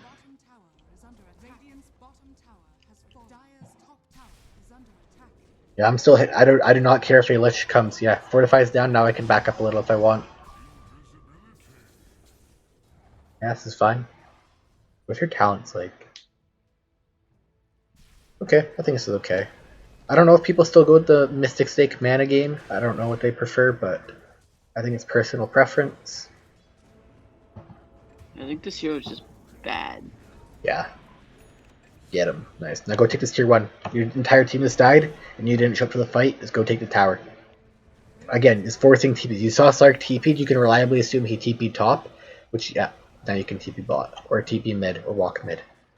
Yeah, it's fine. Playing this very well. Free 200 gold, that's nice. Yeah. And because their entire team is left, now you're pushing this tier 1. Yeah, this is very good stuff. Like, what's the average of this game? Like, Crusader? Yeah, you've been playing this far above Crusader. That's good. Yeah, this is... If you play like this, you will very easily go up in MMR. Yes. Let me guess, your team manages to lose this somehow. Good positioning with the Stone Gaze. Yep. That was clean. Utilize movement speed advantage. Lion just blinked or heck stunned, sucked, and then blinked out like the true alpha he is. Abaddon is scared of the mana draining Lion, so he pops his ultimate. Intriguing. Yeah, wait, what? I just be very careful of how I take this fight right now, just because I do not have Stone Gaze up or Manta. Wait, did you guys lose this? I thought you guys won. Hey, you guys win. Oh, they do win. Okay. Yeah. Wait. Alright. Good. Another Lion loses. Honestly. The hero is so bad. People need to stop picking it. Just have him at a 0% pick rate and 0% win rate, and then he'll get reworked, and they'll get rid of mana drain and give him an actual fucking stat gain, an actual mana pool, and an actual third spell. Please, for the love of God.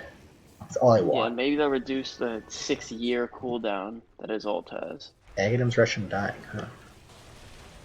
Okay, Tombstone's out. In this scenario, it's your job to hit Tombstone. I got attacked by a dying build. But when they drop Tombstone on you, similar to how Gyrocopter works, or not similar. Yeah, similar to how Gyrocopter works. Your split shot or flak cannon does not hit extra buildings. So what that means is, in order for you to be doing things maximum efficiency-wise, just hit this Tombstone. Yeah, like you're doing. Yeah, just don't even focus Sark. Just keep hitting the Tombstone, so that way you'll kill a Tombstone and kill the entire enemy team. And they all just die to you. Oh, there's Lion having his impact. Yeah, this got blasted down. Oh. Yep, you've been Lioned. Yep. That's also kind of a problem when the Undying has first item Aghanims and you have Butterfly Manta, so you have no strength. Like, you're at 440 health, so you're kind of eat it. I think I probably would have gone to BKB. BKB is a sissy item. BKB wouldn't have been bad second item if you want to push an advantage. I think I would have gone Scotty. I'm kind of scared of the Undying Aghanims and the Finger still. Scotty would have helped alleviate some of that. Or BKB, because you lose so much health. If he gets like 3 decays off you, that's 30 of your 50-something, 60 strength. Yeah, that's half your strength gone with this ultimate orb you just picked up. And looks like Scotty's coming out now. That's alright, but I don't think Butterfly Rush is good if you want to hit creeps. If you plan on ever joining fights, I wouldn't recommend wait until this is done. Ooh, this is a bit deep. Hopefully your team shows up. Yeah. Lion's actually this is actually relatively intelligent by the Lion. Yeah, Lion player that is. Yeah, painful to say. I mean, he picked Lion, so he's not intelligent, but yeah, not bad stuff. Is there a better neutral item for you? Like, I feel like Grove Bow is not bad on your hero, but I feel like I want something better. The Paladin Sword. It's just to hit the 27-minute mark, so I guess not. Yeah, so you'll hopefully dig up something good here.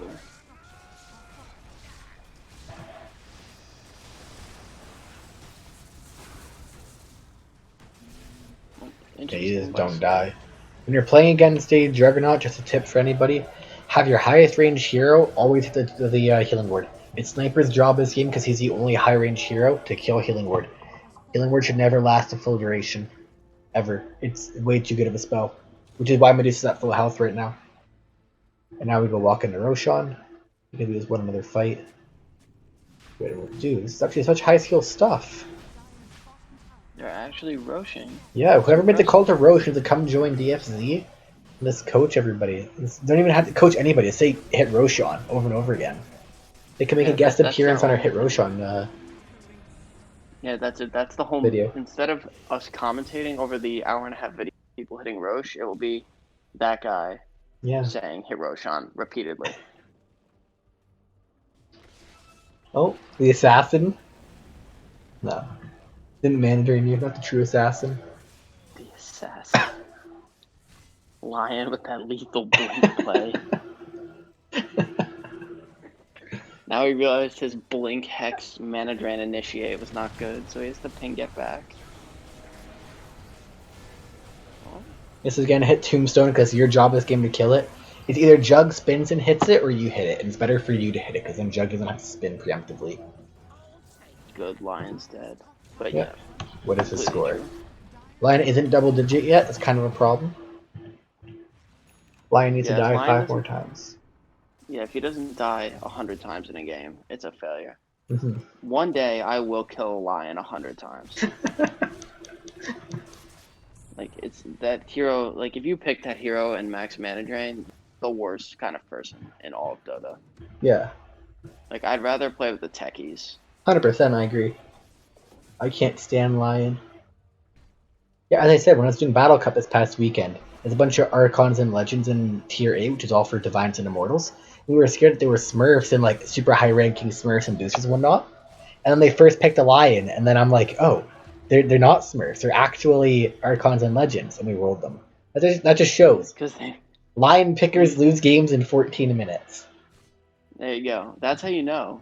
You just see, did they pick Lion? Immediately not a high rank. Yeah, I'm not even joking. That was literally my thought process. We're all like, yo, they might be Smurfs and just messing around on their Archon Legends accounts or whatever. They're actually like 9k, 10k gods of the game. And they first pick Lion, and I was instantly like to my team, yeah, they're actually Archon's Legends. But how do you get into Tier 8 on an Archon account? I don't know. Tint said that you can sign up for it, but I didn't know that was a thing. I thought you had to be relatively close in MMR, the tier. It's like right now we're fighting at a tombstone. There we go. We finally got it. Just fighting at a tombstone and not killing is always problematic, because the longer it lasts, the more it slows, because it adds an extra stack of his. What an awful Omni Slash. That's actually just awful. Oh Jesus, yeah. Wait, that's not Ags, right? Nope, that was Omni Slash. Yep. Okay. Well, their team is getting Medusa. Oh, here comes Lion. High impact. Wow, look at how much he did. Yeah, that's nice stun, buddy. Yeah, kind of just crushed kids. 700 GPM in a 33-minute game is very, very good. Like, that's on par with what pros would be hitting. Granted, pros wouldn't be playing against the Lion. Yeah, granted, pros would not be playing against Lion. Look at this high impact play. And he actually turned to Mana Drain. Oh my god. Oh, he's a Ghost Scepter. Oh, well, okay. Yeah, he's doing a lot right now. He probably rushed Ags because he plays Lion. Oh, look, he Mana Drain blinked. Oh, yeah. Going 8. His item build's not half bad, actually. Could be a lot worse. You don't have Mana Shield up right now. Yeah, keep your Mana Shield on. That's just kind of probably a misclick, we'll call that. This game seems over. You have BKB, they can't fight you right now. I think we can call it here. Yeah. I don't know. This game's not a whole lot to suggest. I think this biggest tip would be, if you're going to farm stacks, make sure you hide them or protect them.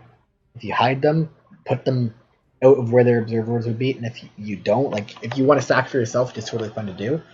Either clear them right away, like as soon as it's a double or triple, clear them, or have your support sit on it and like sit in that area and dual mid with you or whatever. And then after that, once you get enough levels and enough farm and whatnot that you can jungle efficiently, lead the lane. Although it might hinder your game a small amount, you're going to help your game more by having high levels in Bloodlust, Living Armor, Aphotic Shield, any of that stuff will help you in the short term, in the long term. Because you'll have a 5th hero back in the game. Compared to your Undying or Ogre Magi, Tree, and Abaddon all being super underleveled. All in all, very good game. Just look to giving a support a lane. Like, people in my bracket don't do it very often. They gotta just sit AFK, hit creeps mid when they could go jungle and give the 4 or 5 a lane and get their 6, and the support can leave and go make plays. Any of that stuff I'd consider a very good game. We'll look at the next one. It is Team Psy. Yeah. Do you want to tell him that his replay's up? Yeah, if you want, we can. Yeah, I'll just shot something in there, chat. So. All right, sounds good. Thanks for the heads up, Team Black. Yes. That's their team name? Team Black. Yeah, like the porn channel. Very nice. Sick. Okay, well, this looks ugly. 55-30. Yeah. All right, well, let's go over basic item builds first, because this is a team-based one. Lich's items. I personally don't value Aether Lens on Lich. I play a lot of that hero myself. And I never find it does a whole lot, because you have the 150 cast range now, right, with the new reduction. Yeah, I think it's 150, it's 125, something like that. You have 150 or so cast range at 20. And your hero kind of throws out a spell and walks away. And throws out a spell and walks away. Like, you kind of operate in the middle of fights and you just walk away whenever you need. And all your Q is spammable enough that you will stay close enough into the fight that you don't need a high range. I would have preferred like a Ghost Scepter or Glimmer Cape here. If Alchemist is my issue or Huskar is my issue, I go for a Ghost Scepter. If protecting my Morphling, my Bat Rider, my Grimstroke is a priority, I get a Glimmer. I think one of you two needed a Glimmer Cape. I don't think you can go double Aether Lens on your supports. Like Vessel on the... Oh, double Vessel. Oh, Jesus. Yeah, Wait, this is do an they issue. really have the... Okay, yeah, and this is guys on the team together? Alright, that's communication. Yeah. So it was the Bat Rider who bought it first. I definitely don't think... Like, I like Bat Rider's items. I would have preferred a Blink instead of the Force Staff, but it is like manageable with this item build. The Grimstroke should not be going for a second Vessel. There's no benefit of it. The only benefit now is that it has that aura, so you have to kill 2 targets to prevent that aura from happening. But that's not worth spending 4k gold or 3k gold for a second one. Yeah, definitely not. Lich's items. Buy more mangoes. Iron branches do nothing in this hero. You win lanes by spamming your Q, not by right clicking. Grimstroke. This is okay. When I play Grimstroke, I go Fairy Fire, double mango, but I still think this is kind of okay. Bat Rider. Windlace is okay, but I prefer 4 mangoes when I play Bat Rider, just because you use so much mana. But I like this because playing a lot of Bat Rider. You literally just spam spells. Yeah.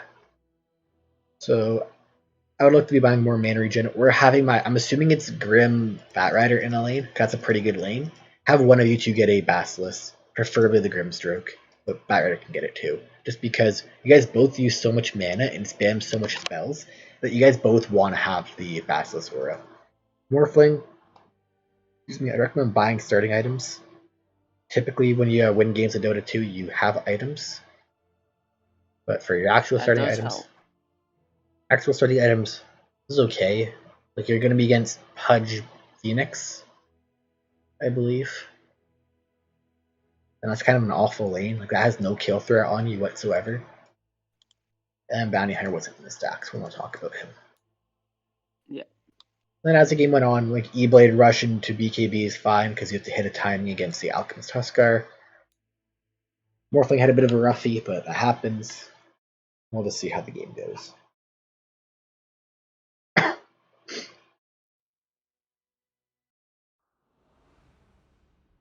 Just general things. Alright.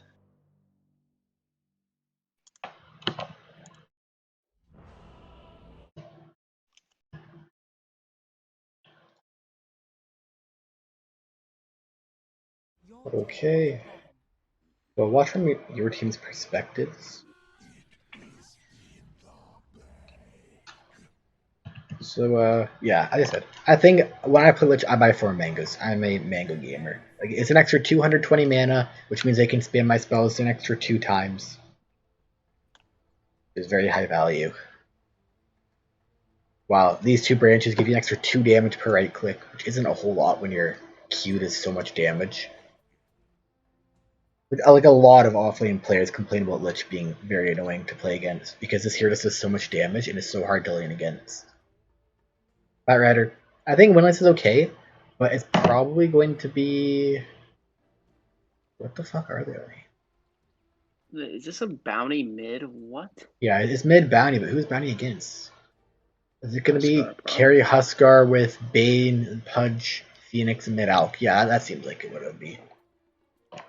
So you're up against Huskar, who's very slow base movement speed. I don't think you need the Windlace, because he's like 270, right? 290? 290. Seems as Phoenix. Phoenix is super slow. He's like 280. Yeah, not including this. Yeah, he's 280. So you're faster than both of their heroes, which, as I mentioned with Jug, if you're a movement speed based hero, you need to keep the movement speed advantage. But because you have Sticky Napalm and Firefly, which amplifies your movement speed, you can get away with not getting a boot or Windlace off the bat. Because right now, you're going to have big mana issues. You can spam out, I don't know, we'll say 20 Sticky Napalm and Firefly once or twice, depending on how much Napalm you've used. And then you're out of mana. If you want to learn Batrider, like for anybody, watch the North American streamer Monkeys Forever. That guy plays a lot of Batrider and is very good at it. So you will learn a lot. He's probably a top like 5 Batrider in the world. Gotta be close. Yeah. We'll start off with the off lane for now and see how this goes. So all you want to be doing is every chance you get, just keep Sticky Napalm this guy. Yeah. Like whenever he walks away, you can just throw Sticky Napalm out to try preventing him from coming into lane. And then because I'm so close to their tier 1 off lane, as we've mentioned before with how safe lanes want to play, how Radiant Team want their safe lane under their tower here, we want our Grimstroke to be pulling. So Grimstroke walks over here, attacks this camp right now, and walks up here. Looks like he thought about it, but may have been a bit too late. But if we pull that, then our wave will, like their wave will meet up with our next wave, like in this area here, which then that gives us way more time for Batrider and Grimstroke to run people down. So it's in all our forward position to try utilizing the pulling of the hard camp. Like literally just walk up to it, like you stand right in this area here, so you get vision. Attack it right now. Oh, they blocked it. Ooh, or did you block it? We'll find out. No, I think they blocked it, right? Yeah, that sucks. It's not blocked. No, they blocked it, or one of them blocked it. That's fine. Yeah. No. Nice. Watching player free cam, not your perspective. It's gonna say, look at the fight. Yeah, so just making sure you pull the hard camp as often as you can as a forward position is very good. When you have a Batrider especially, because Batrider very much utilizes the longer distance between the lanes. Alright, we'll take a look at top. This should not be happening. Morphling should not die. Wait, back to just one quick second. Okay, so from the position 4 thing, yeah, just give it a pause for a sec. Okay. So from the position 4 perspective, and I learned this by watching Moomeander play. So if you're in a lane that you don't want to play, like Huskar, who is just gonna beat the shit out of you. Now you do have a Batrider, which is good, but Huskar is gonna just annihilate you. So this is super kind of complicated, and like I get pinged for doing it in like pretty high rank games, but it works. So what you want to do is get the second creep wave. So go stand like behind the tier 1, and I obviously can't click on the map, but like behind the tier 1, when the creep wave walks up, you right click it and it'll start to follow you. Literally walk the wave from right where Journey is, and then just walk it straight all the way to behind your tier 3. So the wave is just gonna follow you. And when you go up a hill, you have to right click the wave when you get uphill so that it stays aggro to you. And you just literally walk it all the way behind your tier 3, and then you sit there with it. And when the next wave comes out for your team, so you have to tank it, so eat a tango or something. Wait till the wave kind of walks past you, and then aggro the range creep and 1 melee creep off, and you can do that for literally 5 or 6 waves in a row, and you just deny a melee creep and a range creep every wave. Like every single wave. And this Huskar gets no range creep gold or XP, and -1 melee creep gold and XP. And every single wave, it's going to push right up to your tower so your 3 can free farm. Like, it's really dirty, and people have no idea what to do about it. You pretty much can do nothing about it. It's pretty advanced, and really only use it in a lane you don't want to play, like, at all. It's also a new thing. Like, Moonmeander just did it. But it's a cool strategy if you don't want to play a lane. You will win losing lanes by doing it. Yeah, definitely. There's a lot of tricks to winning off lanes, but as somebody who played, like I used to play a lot of 5 Batrider, and back when I played off lane, I played a lot of Batrider off lane. This is 100% a winning lane. In my opinion, there's absolutely no way a Batrider Grimstroke ever loses a lane to a Huskar Phoenix. Huskar depends on trading hits, which, as I explained to Hoodfab, because I talked to him after the game, any hero that depends on trading hits with Batrider loses, because Batrider can sticky napalm you once, you have 70% turn slow reduction, and he walks circles around you.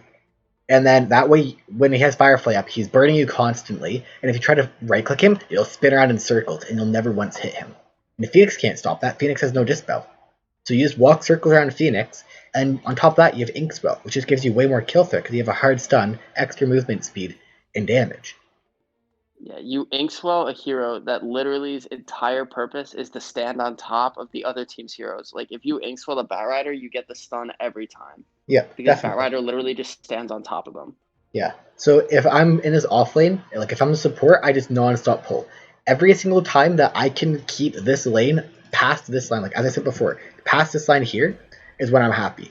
Because it's way longer distance for my Batrider and me to run down the Huskar, and Huskar can never step off of his tower. If this is a high-ranking game, Huskar is never not stepping up. He's only playing under his tower, and Phoenix is non-stop pulling, which means we either block his pull or we contest it every time, and never let him pull. That's a bit higher rank stuff for contesting pulls and whatnot. But just generally, if you're a 4 position and you need the lane to be pulled back, that way you can contest it, keep pulling. Like, it is possible to pull hard camp. So Size Morphling, I don't know for sure how we've taken a lot of damage. Bane is an incredibly strong laner, but we can match it with a... oh, damn. Okay. Oh boy. Yeah. That's a very bad death. Okay, that's 4 creeps gonna get missed. And it was right as your Lich pulled, especially. So if your support is pulling, never step off your tower. Especially when you're that low of health. Like, you just missed a bunch of free last hits and XP because you stepped too far forward. I wouldn't have expected the hook, to be honest, but that's also because in my bracket, people would generally go for Rot Flesh Heap at level 1 and 2. That way they can sustain Lich's harassment and have some sort of last hit trading mechanism, whatever you want to call Rot. It's kind of a shit spell. It's just a terrible spell, but it's better than... yeah, better than Hook. Yeah. Yeah. Yeah, so whenever your support pulls, just play under your tower. It's going to push into you in a second. Even if you give up, like, even if you miss 1 deny, it's not worth the risk. Which, as I was saying, this lane should not be going this poorly. I haven't seen much of it. It's probably going to be coming down to Lich not trading efficiently with his spells usage, and Morphling not trading efficiently with his high damage, high armor, and health manipulation. Like, right now, we have 2 winning side lanes and a winning mid lane, because I don't imagine an Alchemist wins mid lane against Bounty. You just farm the jungle and you recover that way. Right now, Lich has to pull. As I have, as we've shown before, oh, you have it, yeah. You can pull the hard camp from this tree up to there. And if you stand in this little nook right there and get attacked by the neutral creep, it'll aggro your creeps as they're in this area here, and it'll walk them down there. It's a very, very good pull. Yeah. So it's doing whatever you can to keep the... Yeah, you don't see it a whole lot. The biggest issue with it is that it's super easy for the enemy supports to contest and get the XP from. So whenever you pull that hard camp, just start whacking up the creeps and try to kill their neutral, like that neutral camp, as quick as you can. Because you don't want to be giving them the creep wave and the hard camp with XP. You want to get the hard camp if you can. Oh boy. Make sure you morph strength. Oh boy. Alright, yeah. That was rough. Yeah. I don't know about full wand. That seems very Yeah. Because again, it's only 5 stats, or 3 stats, I mean. So it's not a whole lot. It's essentially what 3 iron branches would have been. Which, if you have iron branches, it's just not very value for you. Oh, Lich Dove. Let's take a look. But yeah, it's not a very value item to get unless you're against a Batrider, Bristleback type hero that just spam spells.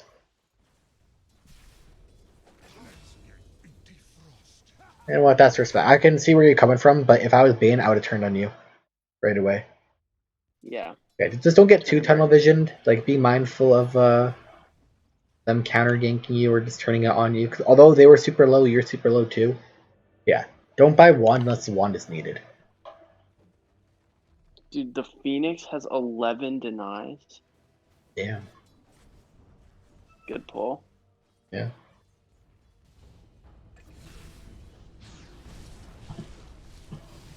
Don't wait for him right away. This opens you up to dying.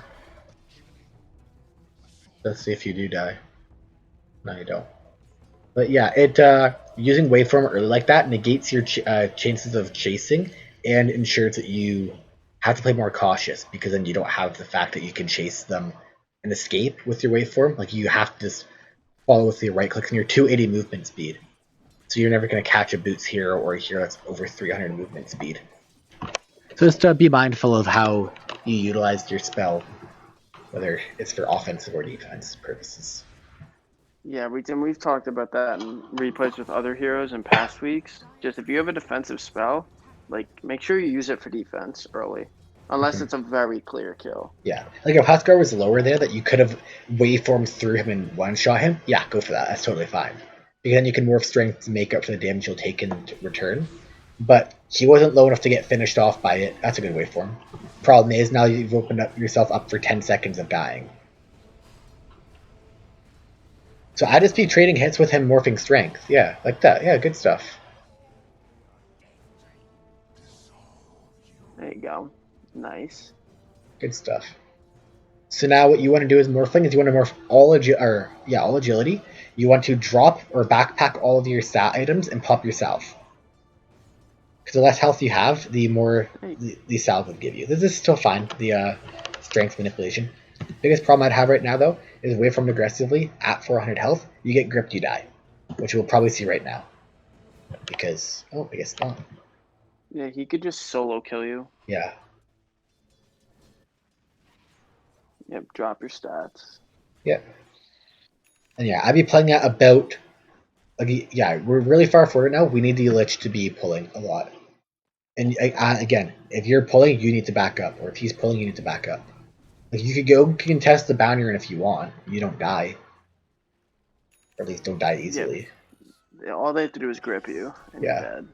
Because Bane grip is pretty telegraphed. It is him lift or throwing his arms up in the air, which you can tell, like... Yeah, you can tell exactly when he's going to grip, which he's going to grip right here, I'm calling it. Yeah, so you can see when his arms throw up in the air like that he's going to grip. Which, this is just, you know, having your finger on the trigger ready for morphing strength. And that's an understandable death by Lich. Contesting bounty runes does happen.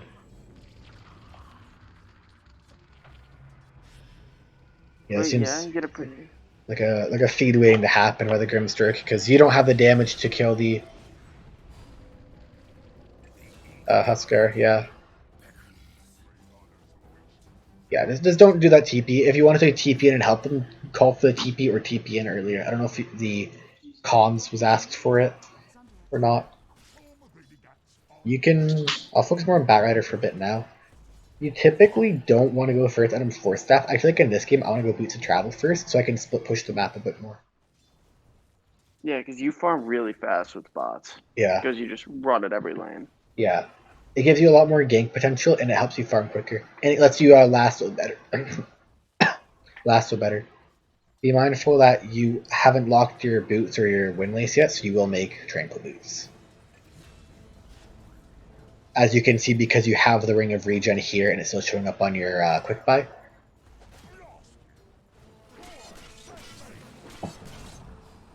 Yeah. This is not good. Oh, and they used egg. Yeah, that's an interesting one by the Radiant team.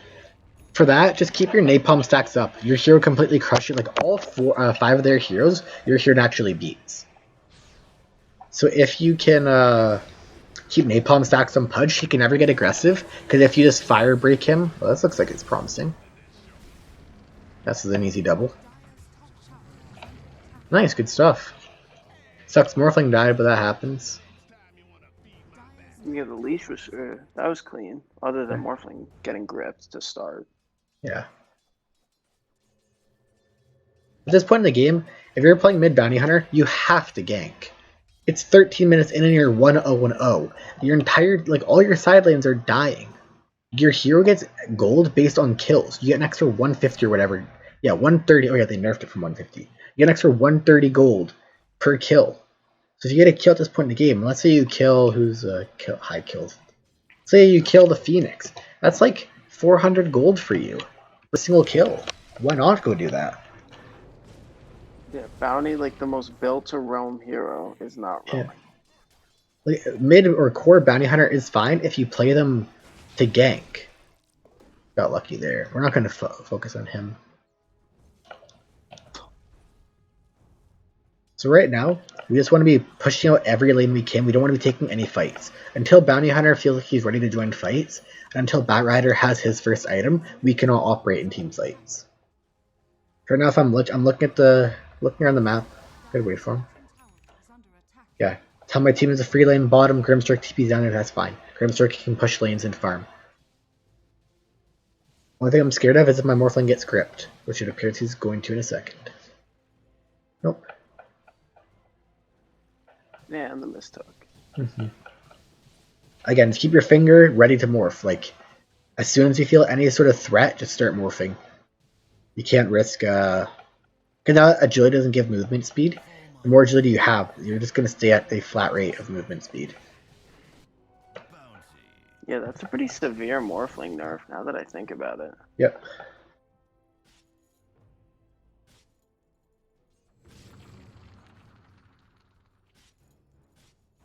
So we have Lasso up. We can look for a play. If we want to go for a play, we need to get a ward. Like, if we want to defend this tower right now, we need to get a ward right here. I can't even ping. Like, a ward in this area so we can see their backline, so my Batrider has a better chance at getting a fight started. The problem is Batrider started off with the Force Staff, so you have to Force Staff in and hope you don't get hooked, nightmared, gripped, whatever. While a Blink Dagger is instantaneous. But yeah, right now we're defending our tower. Like, this tower mid needs to be defended as often or best we can. Sit Grimstroke, Lich here together, Batrider can fuck off, go bottom, go top, wherever. Bounty should not be walking along bottom. He wants to fight. I don't think we fight because we're probably under a ward.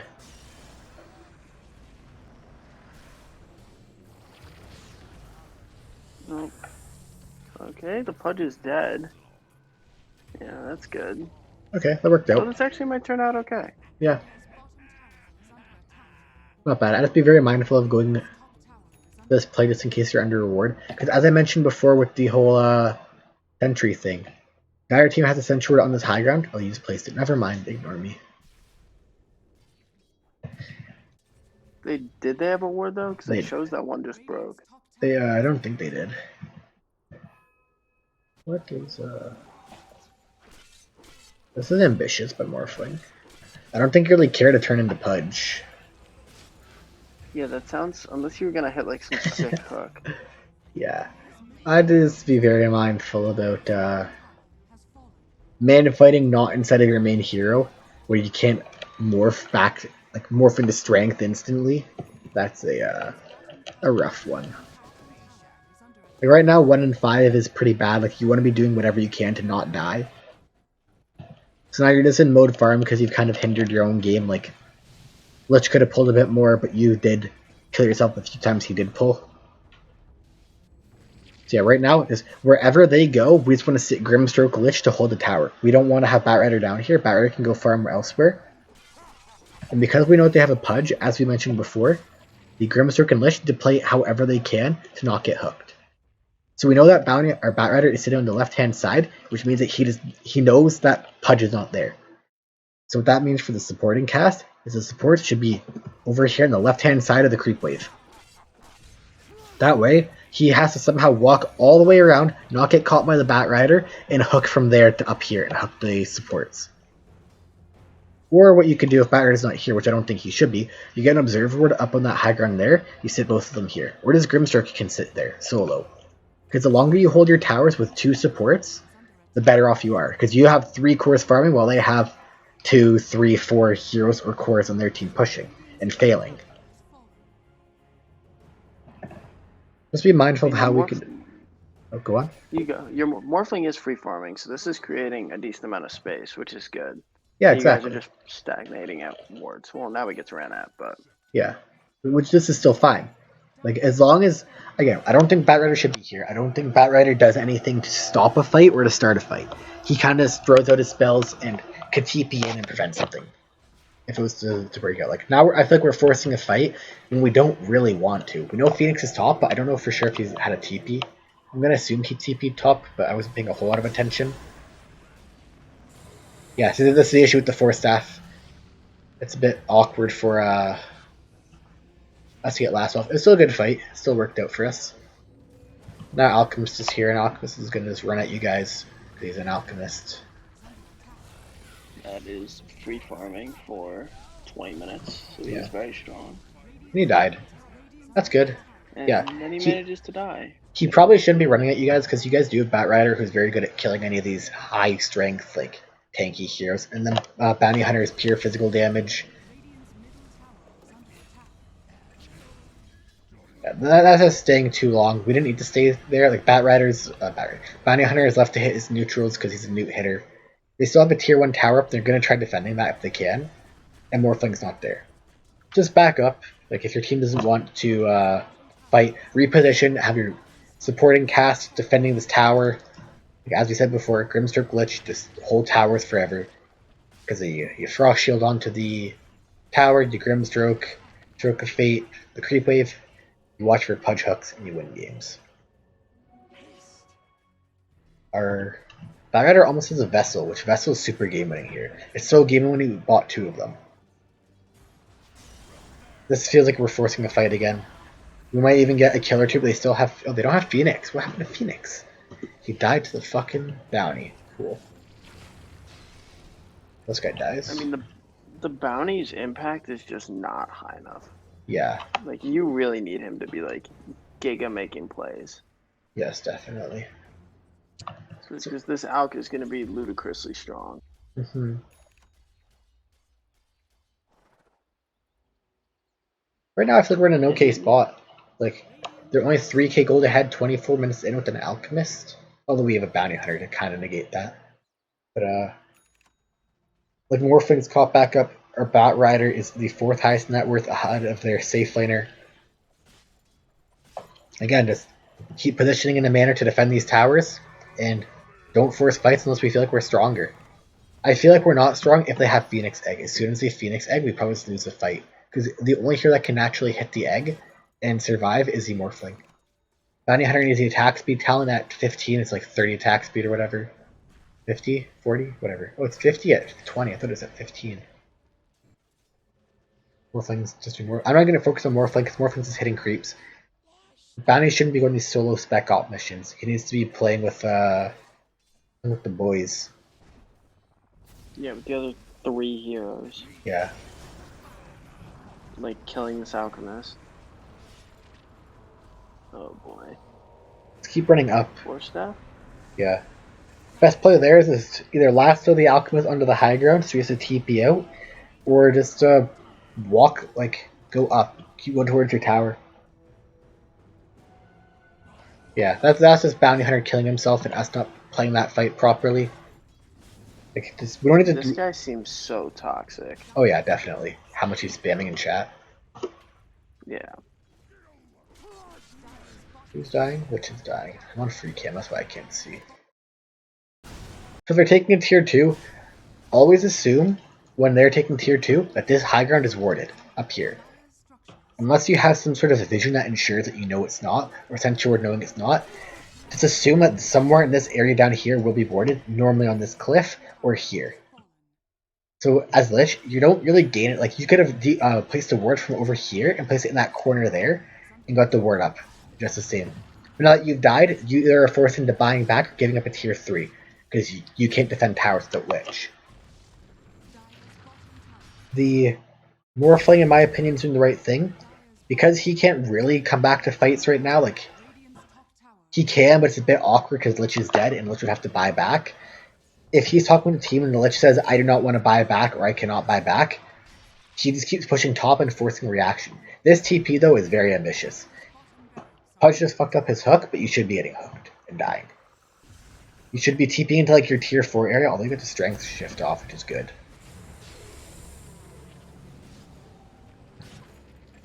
Yeah, don't morph into Pudge. Like, you just capped yourself because now you can't.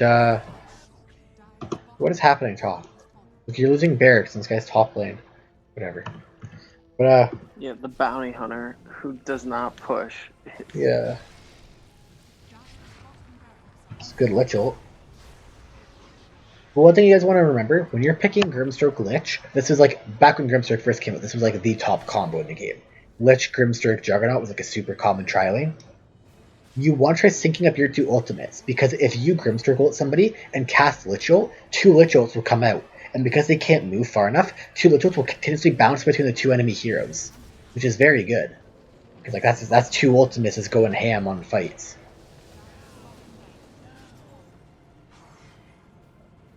Yeah, Morphling pushing top lane to force some sort of better trade.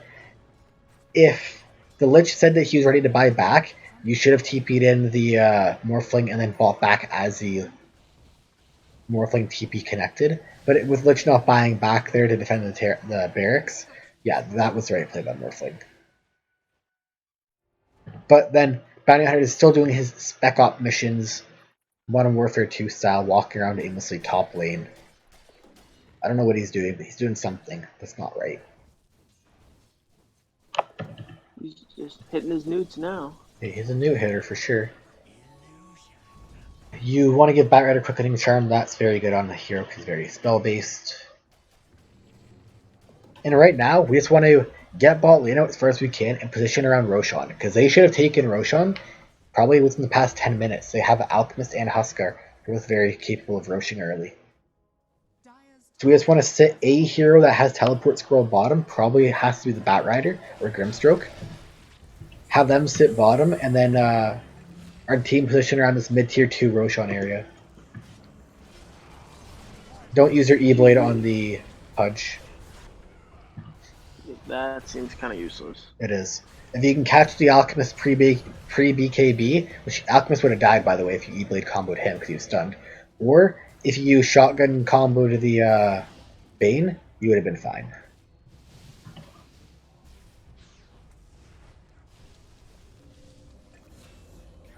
This guy can die. Yeah, this guy's dead. Wait for him through him. Oh, unlucky. No mana, but you know what? It's alright.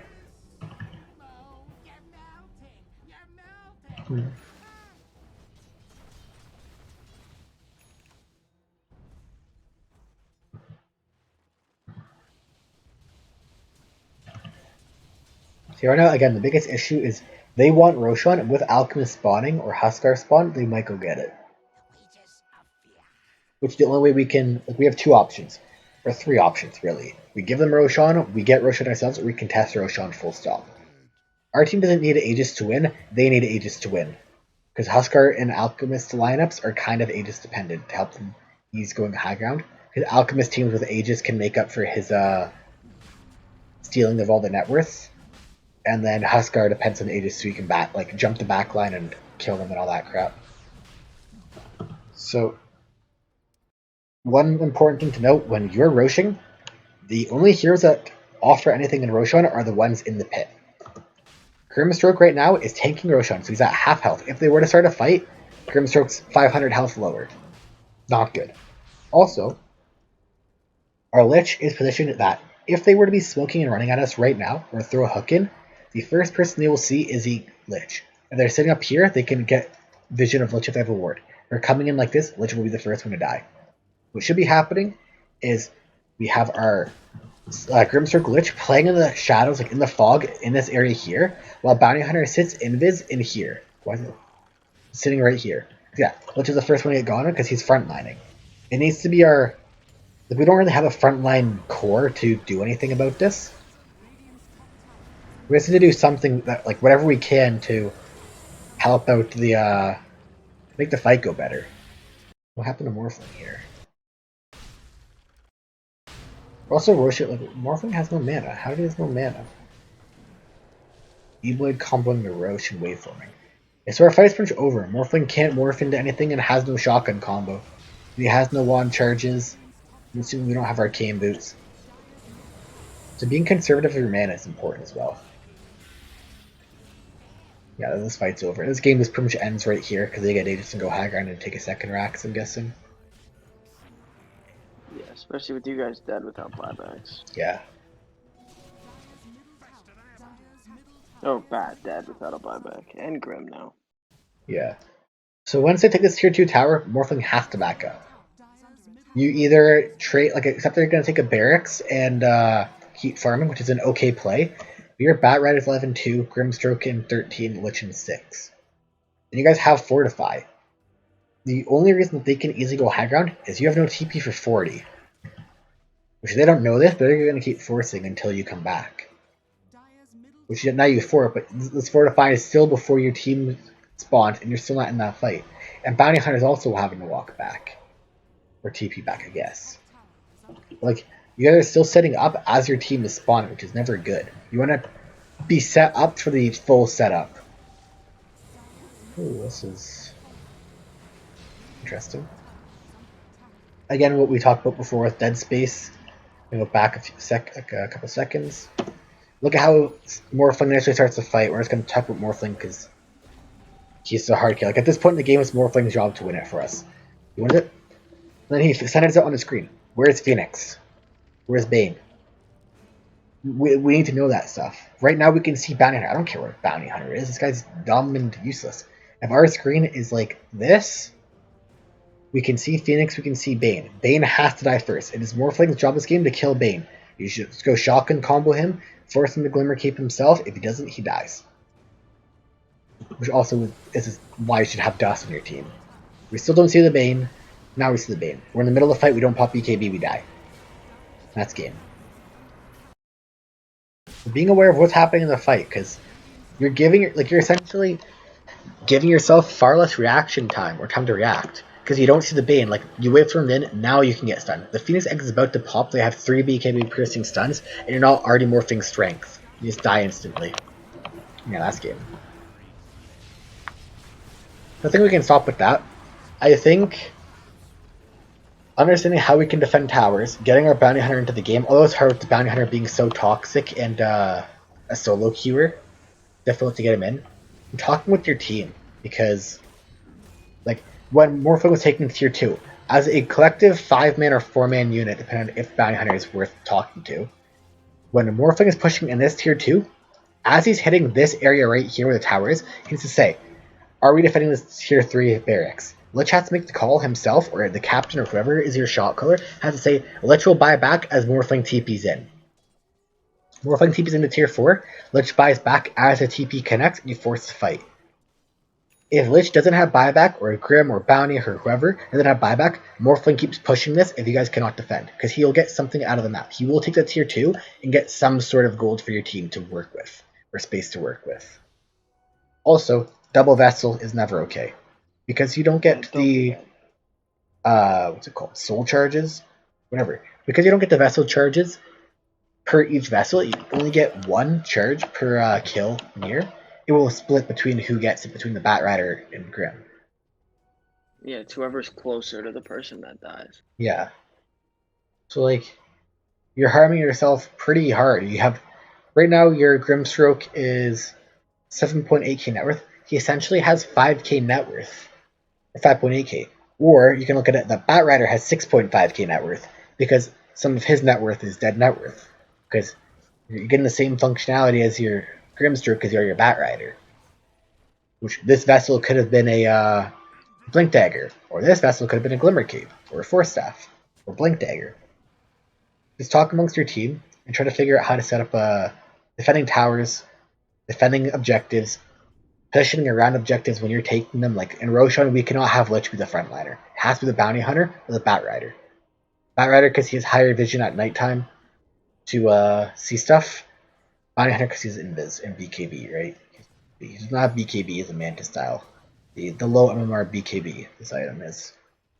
Yeah. Only Morphling should be in the pit. He's the only hero that offers anything. The only other alternative is the Bounty Hunter if he wants to go in there. Which he should be in there, because he works way quicker with the Desolator effect. Grimstroke sits outside of the pit, Lich sits outside of the pit, Bat Rider sits outside of the pit, gives vision. Only Bounty Hunter and Morphling want to sit in the pit. So they get Aegis here and they win the game. I think we can stop. But yeah. Knowing how to position around fights is super important when you are defending towers, defending Roshan, defending barracks, any of that stuff. It's very important to just talk. Like, communication is why this game is very difficult for people. Yeah, but especially if you're playing in a 5-stack, like, you have to be able to communicate well. Yeah, definitely. Like, it happens a lot for the newer stacks. It's like, you guys have only been playing together for a few days, like 2 days.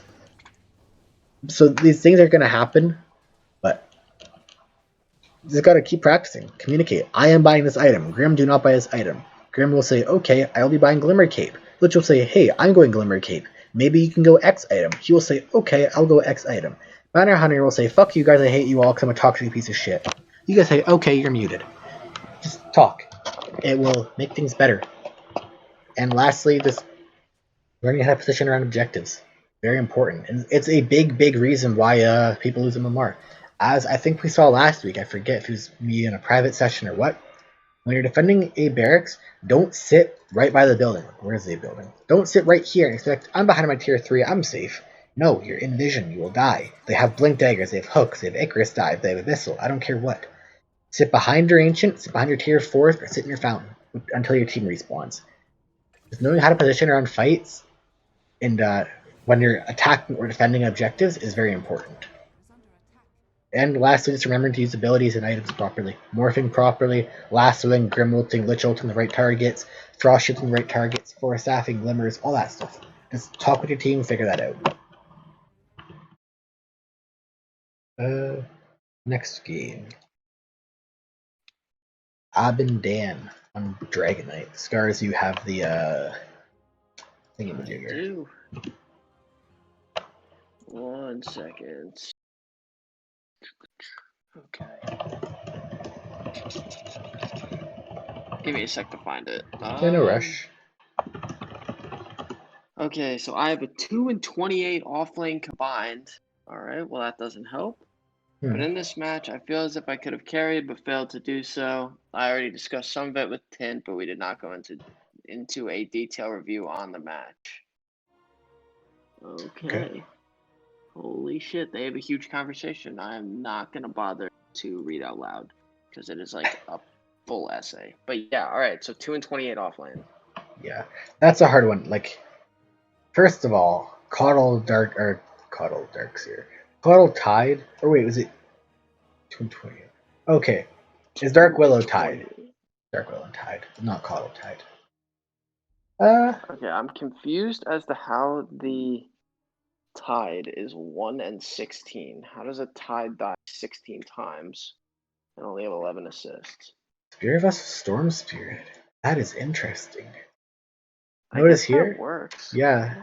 It doesn't give mana regen or much mana regen. It's not worth getting, but I mean, against Dragonite is like okay, I guess.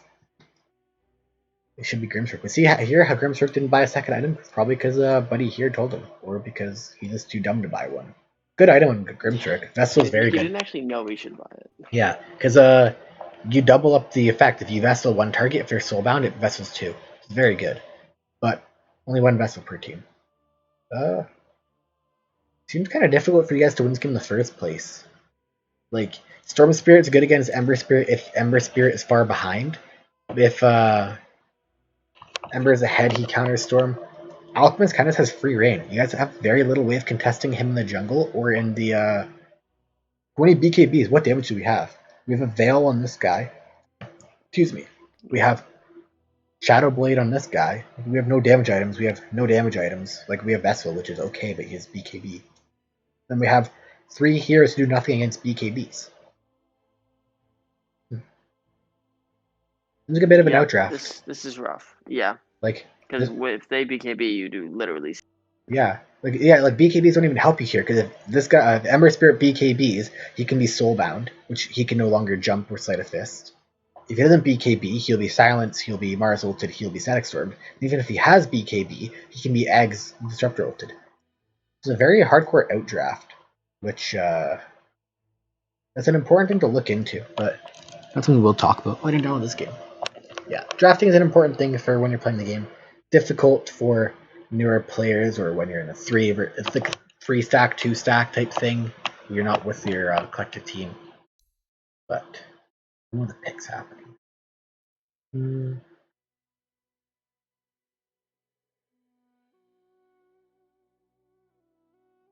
Yeah, I don't even think this is a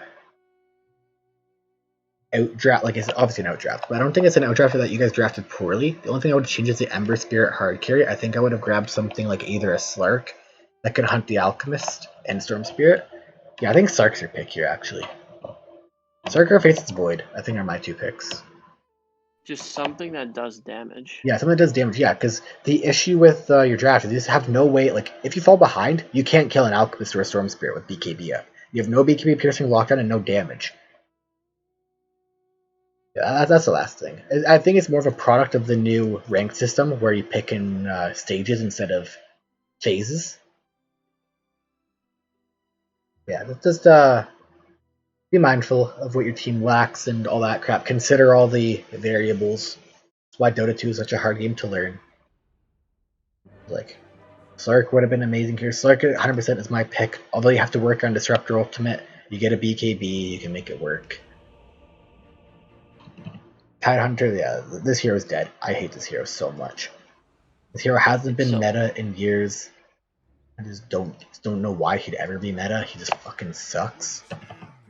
But if you know what you're doing against Bloodseeker mid, it's really good. It's really good. Honestly. If you want to meme with it, you build it right click and get level 25. But that's kind of a hard power spike to hit, level 25. Yeah, with the removal of XP talents, yeah, not a viable strat anymore. Alright. The pause by Tidehunter, Storm Spirit I'm pausing. I'm looking for an early stick here, because Storm Spirit is very spam based. Yeah, I think I go like... What do you even go? Do you go double bracer or do you go single bracer soul ring? I think I go double bracer. Yeah, against Storm for sure. Yeah, I feel like double bracer seems way better. You can go soul ring if you want, but I feel like you're just going to have enough stick charges and power treads. Maybe a raindrop if you want to make it work. Block was kind of awful. Like, Storm Spirit didn't block at all, and your block was the same as his. He's kind of walked alongside your creeps. First thing to note is, when you take a Breathe Fire, you have to secure this range creep, which I can guarantee you're not going to do. Yep. You pumped it, but you got to be, like, mindful of it. As soon as the you walk the creeps back, you have to get it right away. Or be aware of it.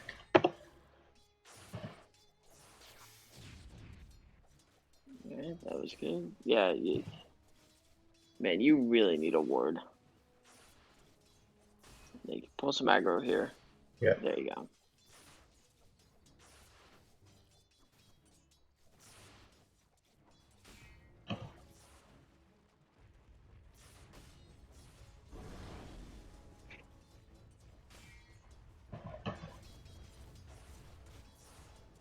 It looks like pretty standard mid things. Yeah.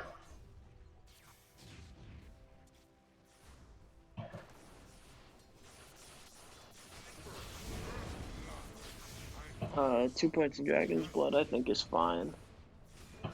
Could he have killed your carrier there? I feel like he could have.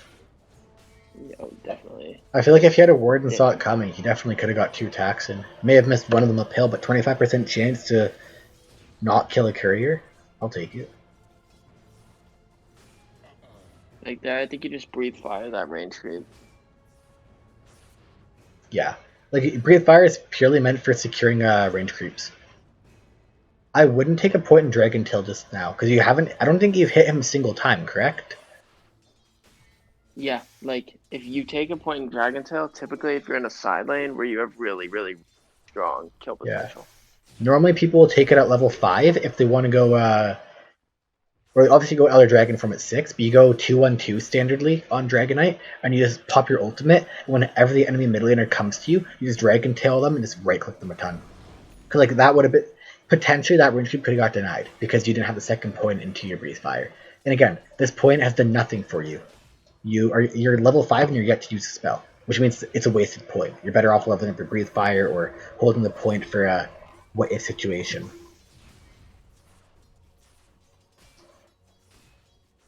Like here, like right here, you're able to drag it. Yeah. Okay, now it's come in handy. And there goes a courier. Unfortunate. Yeah, that sucks. That happens to everybody where you forget about your courier.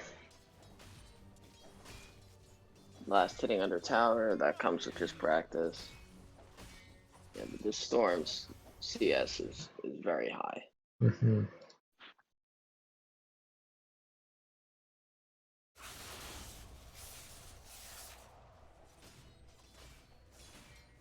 But again, I definitely would have looked to be buying. If you're not buying a stick, you need to buy Soul Ring. You need some form of mana sustainability. You can't depend purely on your level 10. With it now 2.5? It's 2. You can't depend just on your mana talent to sustain your mana pool. Because right now you can pop your Dragon Tail, but how do you pressure a tower? You have no Dragon Tail. You don't have Breathe Fire. Like, you just have an ultimate, which kind of bad. Like, right here, typically when you want to use your first Juggernaut ultimate, you get the first cart wave. So as soon as it walks up high ground, you want to pop your ultimate and just hit the tower. Gotta even pop my ultimate here. Try getting Storm Spirit out of lane if we can. Damn, you got caught.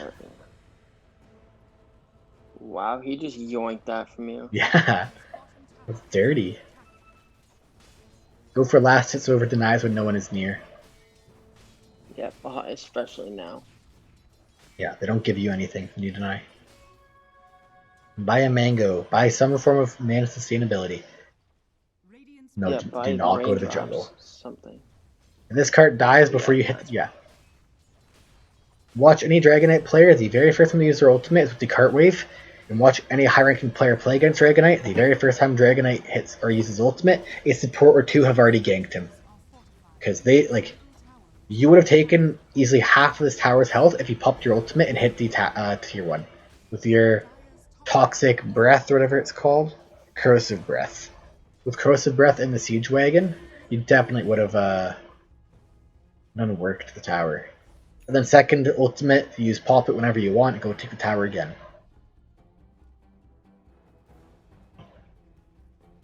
You need to be trying to made up the CS difference on Storm, which is good. So I don't really know what he's doing.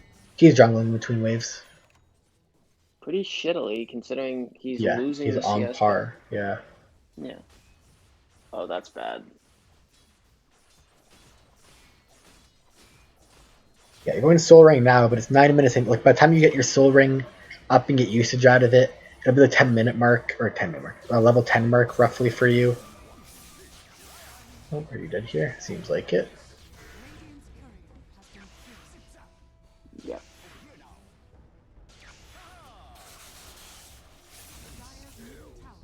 Alright, well, Storm is giga wasting his time. I guess that wasn't a total waste, but he could have definitely maybe hit the tower more.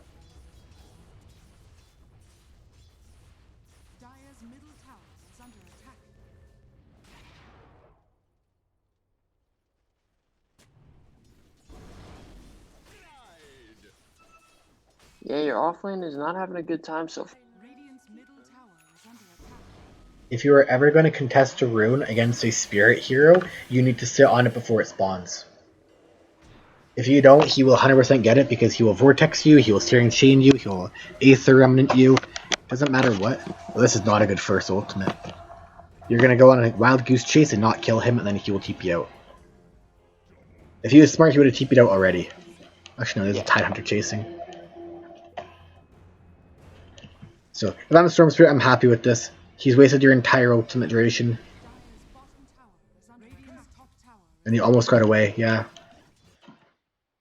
Nothing he could have done better, I guess. Yeah, that's still worth it for him. Your ultimate's down, like, as you said before, the cart wave is spawned, you have, like, 10-15 seconds, like, 2 attacks worth of Corrosive Breath from the tower. Do you even attack it once? Don't prioritize the Siege Creep. Just hit the tower, have the damage over time going off. It's like 10 damage per second or whatever. 20 per second. Just hit it. But this tower would be dead if you ulted the first 2 times. The only reason you might get this is because a support didn't rotate over. It looks like you're going to die now anyways. Oh no, you might live because you didn't have mana. Yeah. Like the only reason that tower is still standing is because you didn't play the first 2 ults properly. And the only reason you didn't die there is because a support didn't rotate over to kill you. If you got glimpsed, if you got Grimstroke ulted on top of like Storm Spirit, got the Ink Swell thrown on him, any of that stuff, you would have died again. I mean, you do get the tower moderately quickly, which it's not gonna go down here. Okay. Yeah. Yeah. If you have the mid tower down, your game's a lot easier. It's the Alk in jungle. Yeah. And letting it get denied is a big problem because they split the bounty 50-50, which that means more gold for Alchemist and less gold for you guys.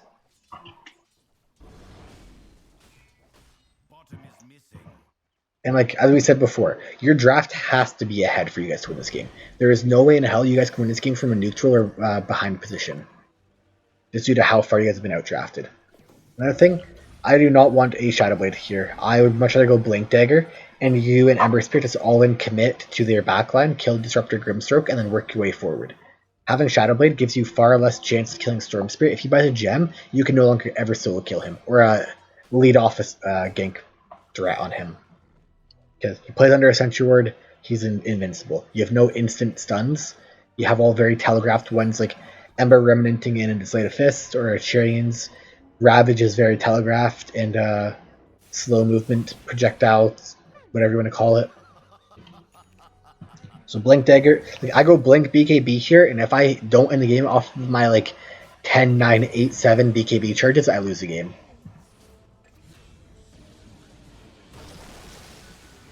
It's a good Coddle ult at least. Yeah, very good. And a Ravage, and Storm's finally dead. Good. Oof.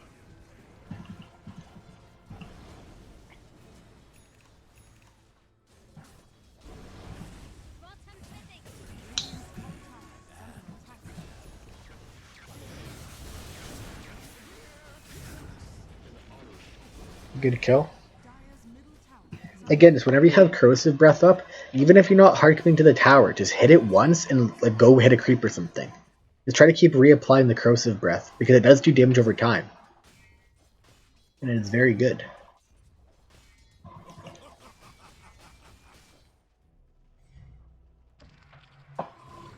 Our next goal should be to walk towards bottom, get a kill onto whoever's down there, and take that tier 1. We don't want to be top lane right now. If your entire team is top, there's no reason. Go kill Alchemist.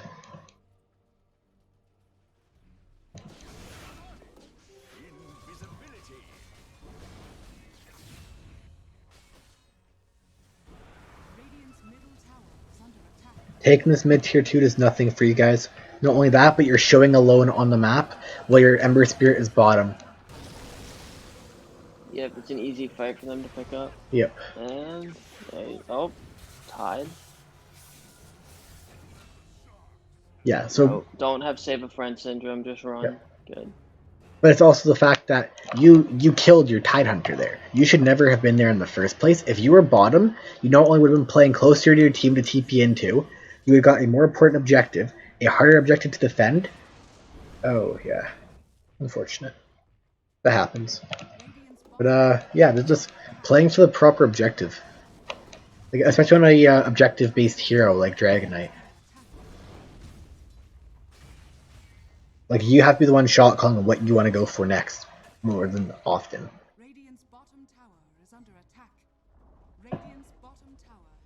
Again, Ember Spirit took the bottom tier 1 before you made a move down there. As a Dragon Knight, you have to be the one taking the, leading the charge on these towers.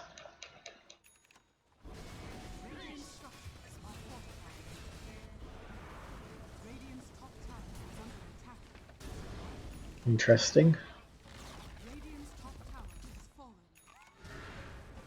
I mean, that's good. You're taking objectives. Trying the space create, though they're not responding to it.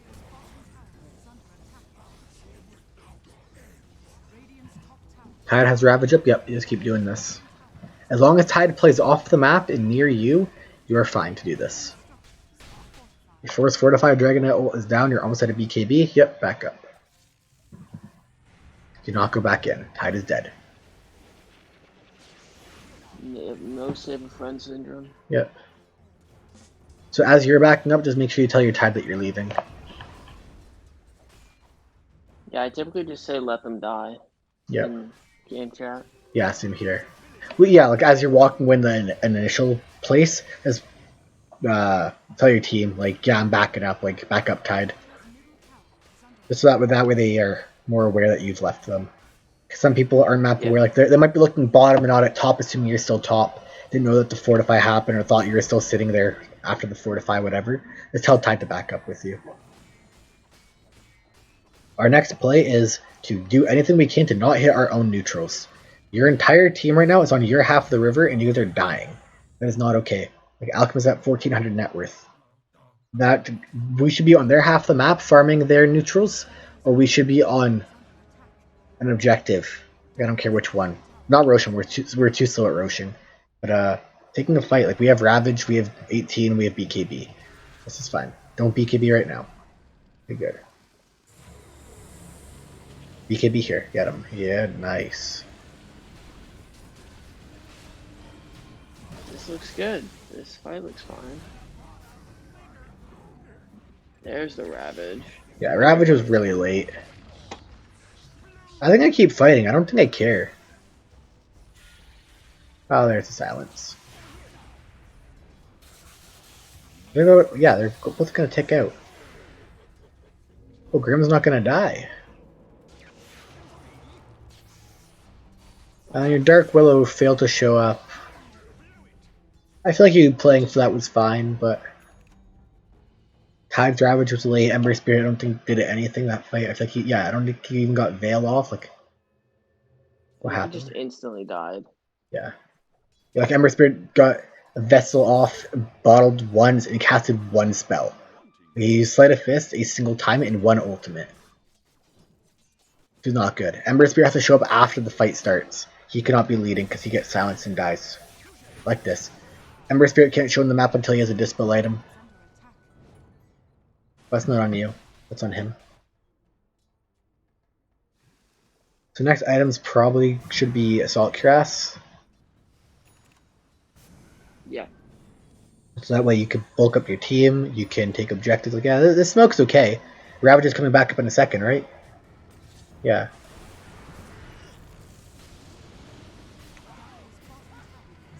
I think you almost solo Ravage him, potentially. Oh, now this is bad. Yeah. Man, your team does nothing besides you. Mm-hmm. Dude, what is this Ember doing? This guy's gonna have dealt literally 2 damage at the end of this game.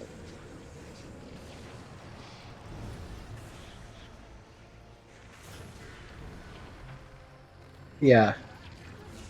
Okay, let's fight. Yeah, you're gonna die here, right? Yep. So, the reason this gank went so poorly is we walked Tiger onto blind with you not under invis. If you're under invis, and like, alright, I'm gonna check quickly because you're dead anyways. So, yeah. This fight 100% goes in your favor if you walk up, like, if you really want to walk up this way, go for it. Just as you're doing it, be under invis. That way, the only way they can kill you is if they have an obs and a sentry ward watching this area here. If you're under invis, Alchemist doesn't get his ultimate off, and if he doesn't get his ultimate off, you guys instantly blow him up, which means it's a one fight. Because you're not chasing him from here all the way over to here, and they have their entire team show up because they still have the tier 2 in both top and bot, or mid and bot. Like that's why the fight went so poorly. You also could have done a longer loop around. Like you could have scanned to see if there's any units in this area here. That way you could easily walk up through this high ground. If it showed that there is someone in that area, you take the longer route and go this way, so you don't break high ground when you're on like the staircase like, in this area, because you didn't see Alchemist initially. And then he stepped forward partially, and then your smoke popped, you weren't under invis, he ulted, you chased. So if you're going to go for a play like that, do it under invis, scan in front of you, or walk a longer route so that way you don't pop it before you can get wards up. Because as you're going for a smoke play, your team has to be warding along the way so you can see where you're going to be fighting. Yep, fight under vision. That's another thing we see a lot. Like, if you're gonna fight, if you're gonna smoke, like you probably want to be able to see something at some point in the fight. And if you go into a fight without vision, at least drop it as you're fighting, so you see people like coming away, and you can like adjust how the fight's going. Yeah, 100%. This is a very ambitious ultimate by you. So you're showing Dark Willow top lane, which again is very important to know which heroes in your team are showing. They know for a fact that Dark Willow cannot be there for about 30 seconds, let's say. We could also reliably assume, because we don't have any sentry wards in this area up here, somewhere in this area will be warded. We don't know where, but we can assume that our team walked under a ward. So we know that they're probably going to get the better jump on us. And we know that our counter initiation is Ravage, which we don't have, and Dark Willow, who can't be there. So I feel like this fight should have gone a lot better for them. If they let off with Mars combo... Okay, here it comes. Where's the Ravage? How far? 30 seconds. Yeah, so you're fighting without your Ravage and with... Yeah, like now Dark Willow came to the fight, like about 30 seconds later, roughly. Which is a very long time in the world of Dota 2. You're gonna die here, right? No, it's not. I mean, you are killing stuff that you probably shouldn't get away with killing.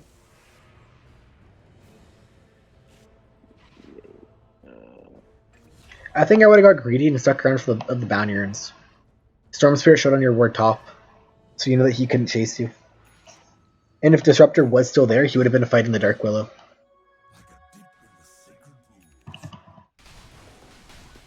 That's just a small thing. But yeah, it's like being mindful of what ultimates you have up and don't have up, and what heroes are shown on the map. Because they could easily take that fight. If they were better at the game, they would have caught you pre-BKB, like Storm Spirit would have vortexed in, pulled you, either you BKB or you get chainsawed and died. And then one of two things happens. You either preemptively BKB, they zip back out, and then you can't take a fight, or you don't BKB, you get chainsawed and you die. There's a lose-lose in that scenario. That's another thing, and if you guys want to fight or push, and you don't have somebody, just like kind of ping them, and be like, "Hey, come play with us," like something like that. Just make sure that your Willows, or like that goes for anybody on any game and any team in any game you play.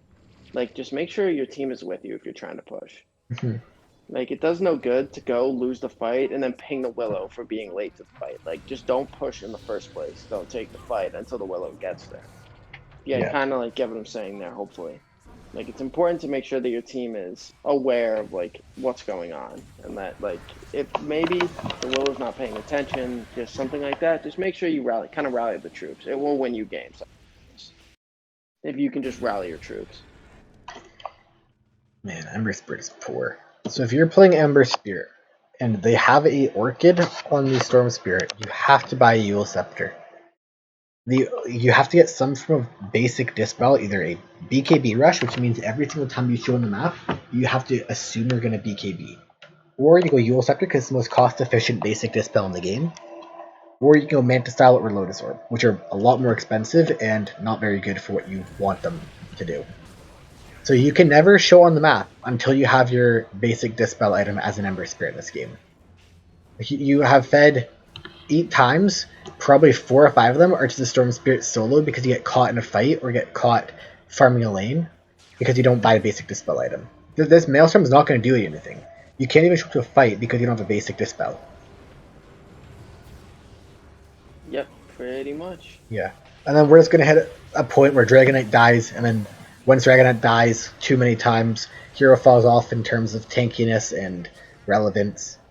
Because there's no other damage. You're essentially playing this game with no other core. Like, I'd put it as bluntly as saying that this Ember Spirit is having the functionality of someone with half his net worth. Because he can't show up to a fight due to lack of items. Like, he can throw out a Veil. Any hero in the entire world of Dota 2 can buy a Veil and click the Veil button. And then after that, his fight is over. If he shows up ever, he gets Orchided and dies. The only time he can ever show up is after they've used Mars Spear, Grim Silence, Static Storm, and Orchid. Which, they have one of those 9,000 counters to the Ember Spirit. He doesn't have a BKB or a basic Dispel item, he dies. Yep, and he instantly dies, just like that. Yep, and this game's over, because although you have 10 minutes until it fully ends, there's no way in hell in those 10 minutes that your entire team, including the Dragonite, who's fallen off in terms of relevance due to the nature of the hero, does anything. Yep, pretty much. Just game over. Yeah, so I think we can move on. I think the biggest things to work on is utilizing your ultimates way more effectively. So One of my friends asked me what the biggest, like, why they changed the neutral tier items. Why did it go from 15, 25, 35 to 17, 27, 37? And some people just didn't know why. But when you think about it, it's super simple. When a team is ahead, they will have more map control. More map control leads to more neutral items. What spawns every 5 minutes? Siege creeps. So, if you have more map control, and you get a new tier of items quicker than the other team, you can capitalize on that siege creep advantage and push your advantage, because you have a full tier of neutral items ahead of the other team. That stresses how important neutral items and siege creeps are to the game. Siege creeps are so important to the game, they offset the entire flow of the game for how fast a team could push, so they have to offset neutral item spawn time to make up for that fact. So when you're playing Dragonite, push every single siege creep wave that you can. Also, you get a Dragonite set. Dragonite basic model sucks. It's ugly as hell. Yeah, get something. But yeah, just utilizing your first few ultimates and playing with your siege creeps. They're so vital to how Dragonite wants to play. And if you don't, you will waste Dragonite ultimates chasing stuff, waste Dragonite ultimates not taking towers, any of that stuff. It's never a fun time.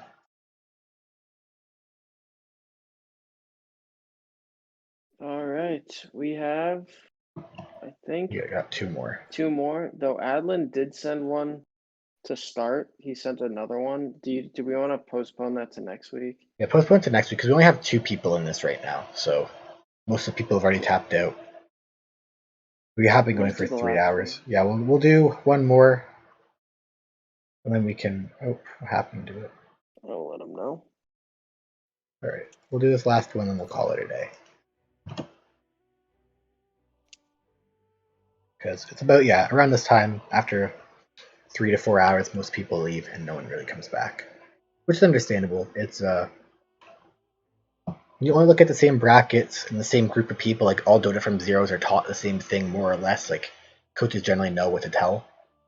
So a lot of the major issues are going to be the same. Roshan, capitalizing on spells, click your buttons better, stuff like that. So you can see why people tap out earlier or later than others. Yeah, well, now we have a lot of our videos are all, which doesn't totally help. Yeah. Because we say a lot of the same things. Yeah, so, definitely. If we could get it to like higher tier. Yeah. Like get some higher tier replays in, or just like a greater like variation, it would be more. Yeah, it'd be very helpful for sure. Which again, that's the issue with us. Like, we've obviously both talked about it, where we consider looking at our replays, but it's not beneficial to talk about our Immortal ranked games when we don't have these Dark Willows TPing top to hit neutrals, or mid Bounty Hunter TPing to the other half of the map to follow a Phoenix who's respawning or something like that. Like, we don't deal with that. It's not fully practical of talking about why we do things. Honestly, this is why I think Smurfs are so, like, playing against Smurfs is so good, because you see what they do to beat people at your rank. Like, I'm just gonna take games I play in Crusader and like show them as examples. Yeah. Of, like, how to play in Crusader that will win you games and like the lower MMR. Yeah. Because like you just said, it's completely different than super high MMR games. As I said earlier, like in my Battle Cup a few days ago, I played against that Legend Archon. There's an Ancient 2 team, and we dismantled them. 14 minutes GG. So, like, if people are interested, we could look through that and see how an Immortal ranked team who's never played together before went into the average rank player's game and just dismantled them. In 13 minutes, they knew that it was over, and they called GG. So we could talk about... Or like, that game would be super good. That, or like even the game we won 36. Yeah. Like when we played, and that's with just 2 people on Smurfs. Like, it just shows how you win games in like these lower brackets. Yeah, definitely. Both of them are good examples. All right, so we'll start. Do that. Yeah, I'm down to do it. Make sure you download the 36.5 and your battle. Okay, throw them in next week. All right. We'll start with the item build for Carnage. So Carnage is playing Spirit Breaker here. I like it. He actually said, because they run this game over, obviously, what could the other team have done to win? Oh, what could they have done better? Oh, okay, that's an interesting take on this. Don't pick this draft. This draft sucks. Super fucking hard. The Wind Ranger. The major issues with it is, one, they picked Wind Ranger. This hero is not a hero. It is basically a range creep that reduces its own damage and never really makes up for it. This hero just fucking sucks and doesn't have a place in Dota right now. It needs to be buffed or reworked. Then the problem is, who creates the space on their team? Meepo is a space taker. Anti-Mage is a space taker. Wind Ranger is potentially a space maker after consuming a certain amount of space. Bounty Hunter depends on having a team to play with, which you have 3 heroes that I just listed that are space eaters. No space makers, and a Baden who is neither. He sits behind the core and makes sure they don't die. Yeah. So and look at the Meepo's build. Jesus Christ. Oh, yeah, this is also like 3 years too old, Meepo. And 370 GPM on a Meepo is never okay. A Spirit Breaker should never be 100 or 90 GPM below a Meepo. Ever. But so we'll talk about what they could have better. First off, yeah, drafting. You need to, if you're picking an anti-mage, you need to have 4 heroes who don't eat space but make space. Whether it's team fighters like Undying, Mars, Underlord, people that can push objectives like Visage, Leshrac, Venno. I don't care what. They can't have 2 heroes or 3 heroes who just consume the entire map. Because if you fall behind, you will lose. They have a single hero over 100 last hits. That's Meepo. You guys have 2. And 1 on the cusp of it. It's an Undying. Undying had more last hits and higher GPM than a fucking anti-mage. You just had 196. Damn. Yeah. Understanding your draft. I don't care if you're a 5 stack of random people like you've never played before, not even queuing together. You have to understand how limiting your draft is when you pick certain heroes. If you want to get better at the game, it is one thing you need to consider. Like, no matter how good you are, if you keep handicapping yourself on draft, you will lose 99% of your games. Because any half-decent team or group of people will just abuse the fact that you can't team fight, you can't push, you can't clear waves, you can't deal with illusions. Whatever it is, they will abuse it and they will beat you every time. So, if we're looking at what the other team could do better, do we talk about the other team's items? Or do we talk about Breaker's items? Or how does this work? I think we just look at, like, because this game is obviously a complete stomp. I think we kind of focus on, like, the laning stage into the mid game, because that's where you lose, especially to a Spear Breaker like Sniper. This is a really snowbally draft. Yeah, definitely. Radiant, like, they have to lose in the early mid game. Like, they definitely just get ran over in the laning stage into like, so from 0 to 13 minutes or 0 to 15 minutes, I think is what we focus on. Yeah, okay. We'll talk about some brief things. This is grief tier. This is reportable in my opinion. Oh my god. This is literally, oh my god. Like, as we were talking about before the Dire Team's draft, you are picking this Nature's Prophet to AFK hit creeps all game. You're not playing Dota 2, you're playing Farm Simulator 2020. It is not fun for your team to play the Nature's Prophet like this. It is not fun for you to play. You're not even playing the game. Pick a hero that, like, pick Nature's Prophet, go gank. Don't go Midas Rush. It's not a thing. Especially with an Undying Breaker, all that crap.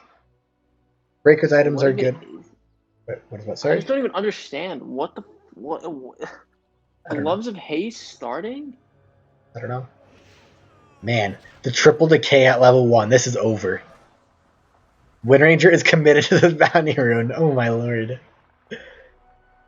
Okay. Dude, well, there's the first mistake. Yeah, it's fine to give up bounty runes. Don't overcommit to them. Like I said, Breaker, I like your starting items. Like, you could have swapped out this branch for an extra set of tangos, but I think it's fine. Quap. I don't know what this is. Yeah, let's just see what could Dire have done better in these lanes. Okay, that's a full talisman. I don't know about that. Starting out with a recipe is game losing. This is 150 gold of nothing. Like, if you look at the Valve made bots for Dota 2, they buy Magic Wand recipes.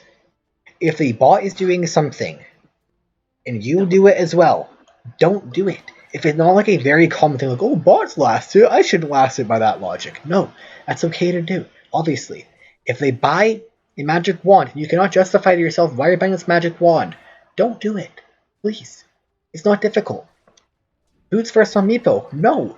What is your plan with this? You're faster so you can walk up and poof on them quicker? Is that your game plan?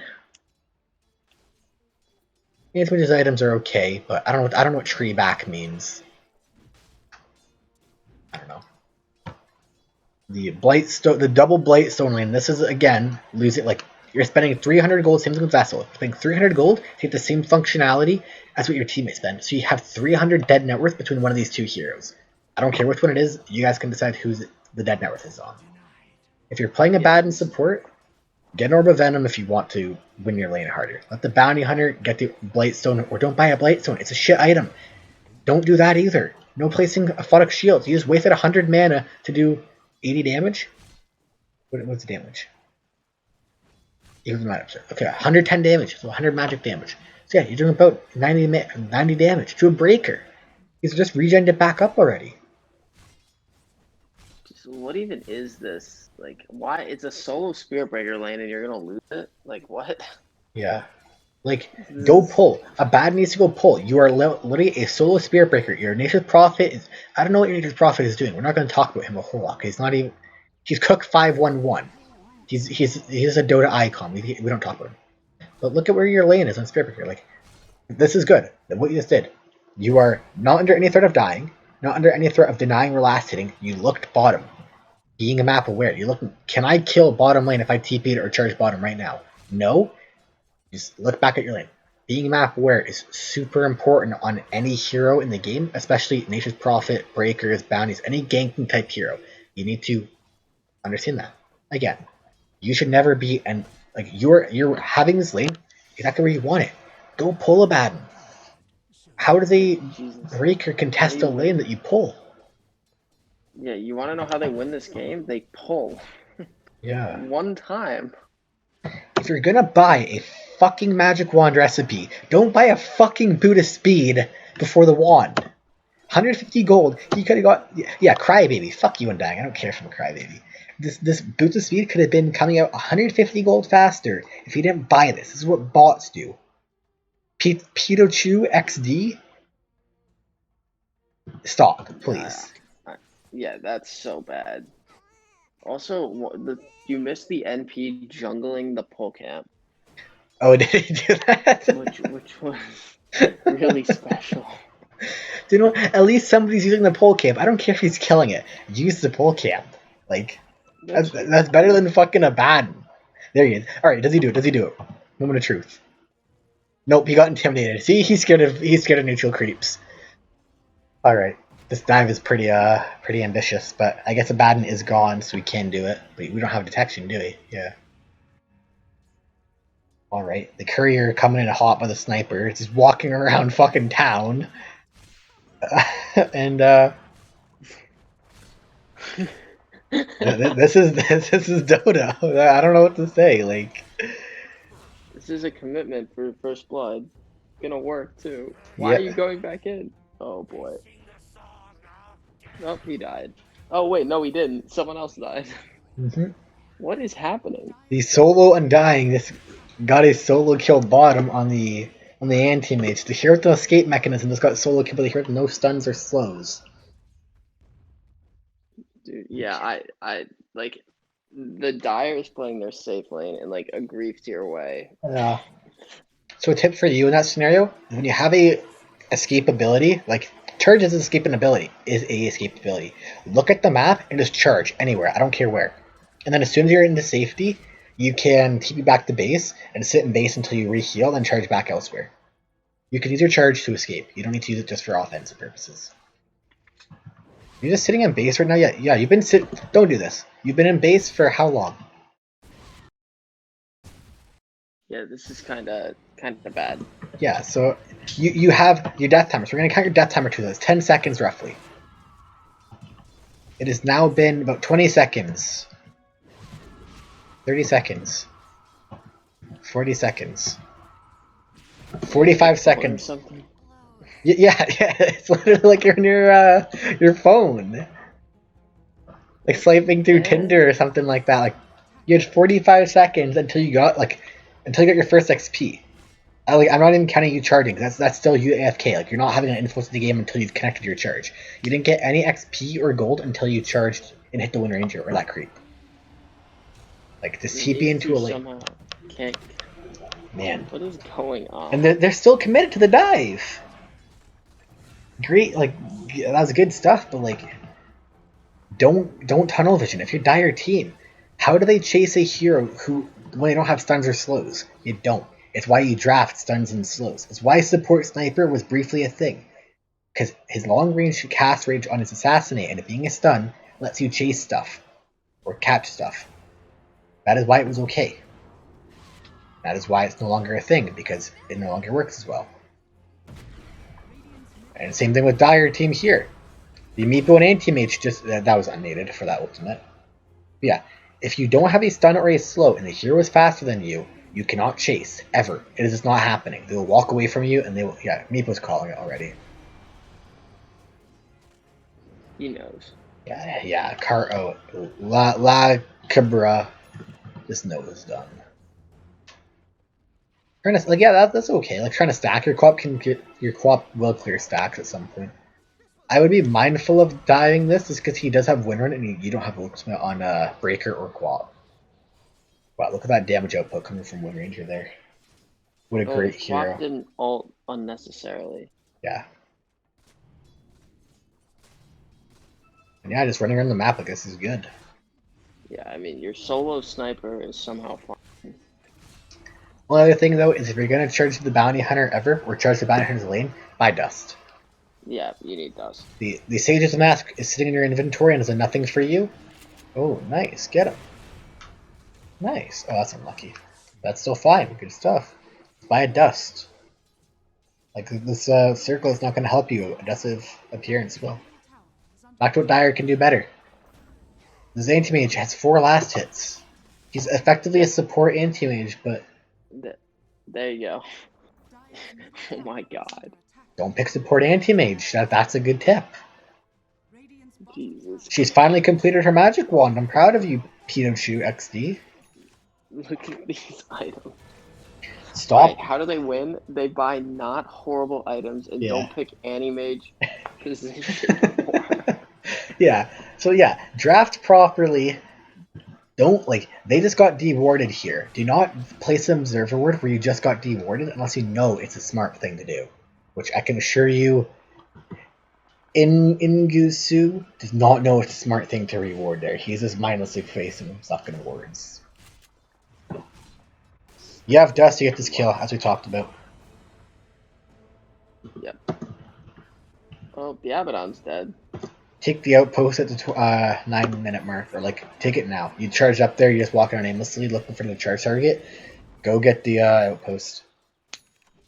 You cost your team 150 XP difference, so he would have created a 300 XP difference between your two teams if you took it.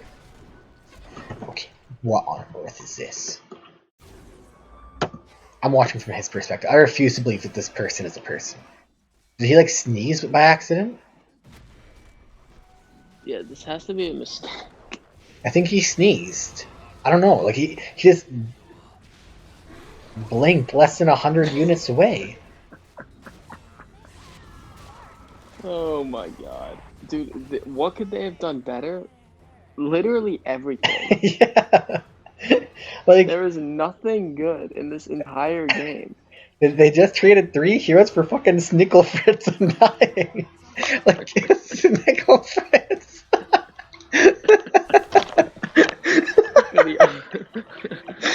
You can't trade AMP port. AMP port guard. Oh my god. You can't trade 3 heroes for Snicklefritz Undying. Is this not a thing? Please don't do it. Sniper by dust. Stop walking in shrapnel, you're gonna die. He's dead. Okay, he's not dead. Oh my god, this game is fucking circus. He walks in. What is happening? Dude, this is just comedy. I don't even know what I'm watching at this point. It's the worst part is Radiant team's not even playing as horribly. You guys are actually doing half decent for what you guys should be doing. You're playing active as a spear breaker. You're map aware. I can assure you, nobody in your bracket is as map aware. You're in definitely the top 10% of your players in your bracket for map awareness. 100%. Just by dust, you get more kills, first of all. Yeah, by dust. It's you guys, you especially, you have played this early game super well. It's The entire teams have a brain aneurysm at the exact same time, and all 5 of them are just medically brain dead right now. Like, what is happening with this gang? Do they think this is gonna work? What's happening? See, yeah, you charge bomb. It's like they have no stuns. They have no catch. Their draft is so bad. They have a level 4 anti-mage 13 minutes. The AM position 4. He's just like a level 4 anti-mage just kicking. This is special, dude. This is among the funniest games I've ever watched. This is awful. It's like Snickle Fritz and Diane's going back to hitting his creeps. Like, you go for it, dude. I don't care. You do you. You're Snickle Fritz. It's He's like a carry at this point. Queen of Pain just blinked into the tower. Look at this. Look at how the tower is.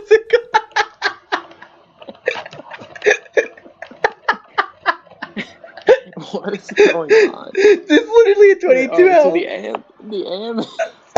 the AM is set up for the gank. He knows what's coming, dude. Like, okay, an illusion is okay. That's an okay play by you. You're trying to make sure it doesn't get denied. They literally recognize how low this tower is. Where's Queen of Pain? Why is she looking at her? Okay, she's looking at the map. So they have like a 30-second window to deny this tower, and no one they recognize it. Quap does okay. Quap's in there. Look how little although the anti-mage just comes in hot, and they've actually managed to fuck up the kill on a Queen of Pain. Oh, does he? Okay, if he tried to stop there, I think he lived. Like, oh my lord, man, this actually is awful. I actually just can't believe this. Is this Dota? Yeah, honestly, it's like, again, that's what I keep saying. We're not laughing at the Radiant team. You again, been playing well. Holy fuck, man. There's so many things Dire team could have done to not get shit on this game. Just look at the MP's items. We can laugh at that. It's like, okay, he's bought himself boots. I'll give him that much. And he's not spamming his ultimate to farm waves, which, that's okay. I'll give him that too. But, if you look at the net worth, in no world should the roaming breaker who has 9 last hits be on par with the entirety of the Dire team or ahead of them. Hey, AM has 9 last hits because he's a support. Oh my lord, this is just so...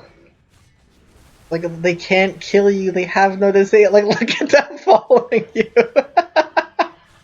They're going in hot. Here comes the Medusa. The AM. The AM's inbound. You're finally dead. It took them like 20 minutes. No. Oh, that's Nickel Fritz. Oh my god, this is special. Oh, Nickel Fritz never change. If he popped his ultimate, he would have killed them all there. It's the worst part. Snickle Fritz gets a rampage. Alright, now they're all farming together. Undying the bounty hunter, not undying your hero. Just heaping up. Somehow, Star just killed Pikachu XD.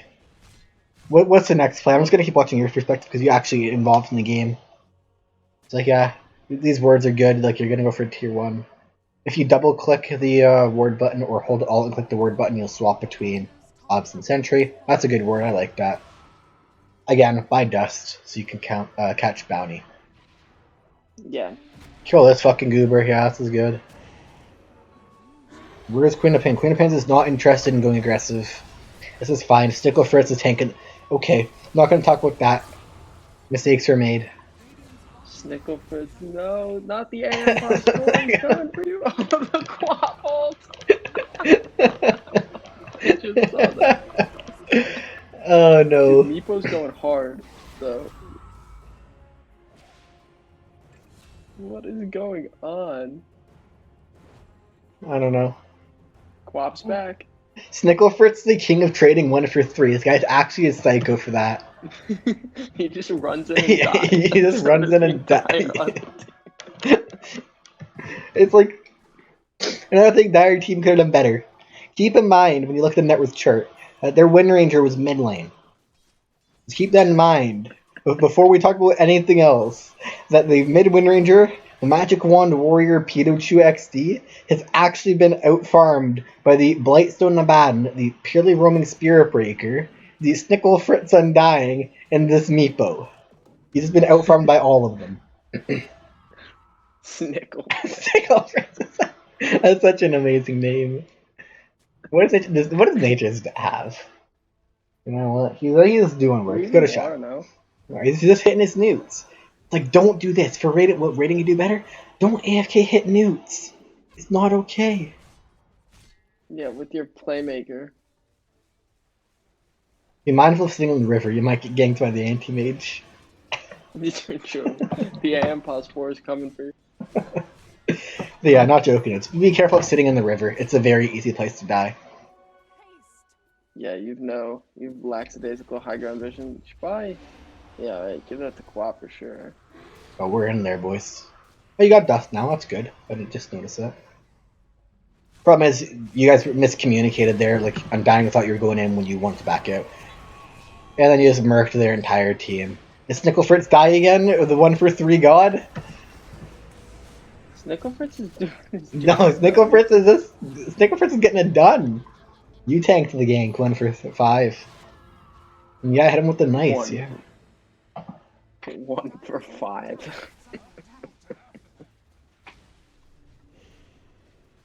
Oh my god, this is painful to watch. I'm loving this, It's yeah. comical. Like, there's just so many. I think if I was in this game, I'd just be like, I don't even know what I'd be doing. Yeah, I don't know either. Like, the worst part is there's definitely 1 or 2 people on Dire team at least who are trying super hard to win this game. And they just don't know what they're doing wrong. It's like, send them to Scars and I. We will help them. We will help Snickle Fritz, who randomly activates his Undying Blade unless he's walking randomly. We will help. We will help the fucking position 4 anti-mage have more than a Mithril Hammer 22 minutes in. Also, if you're position 4 anti-mage, don't go Battle Fury. Like, please. You're 22 minutes in and you have a single item. Don't do it. You know that you're underfarmed. You'll never be a factor in this game. Just accept it. Just go like first item Manta Style and burn people's mana. Go like Atos. I don't care. Don't go for the Battle Fury. You have 18 last hits 22 minutes in. Oh my god. Alright, well I think we covered well enough, hopefully. Yeah, I guess we. I don't know. Like snipers and Aghanims, sure. Like that at least solves the issue of catch, as I was talking about. That's true. And then yeah, we should just like.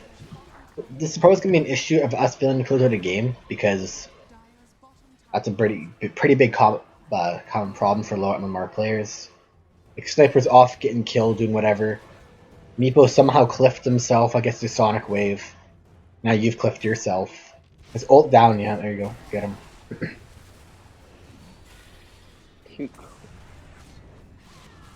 Yep, hey, the wind's coming for you.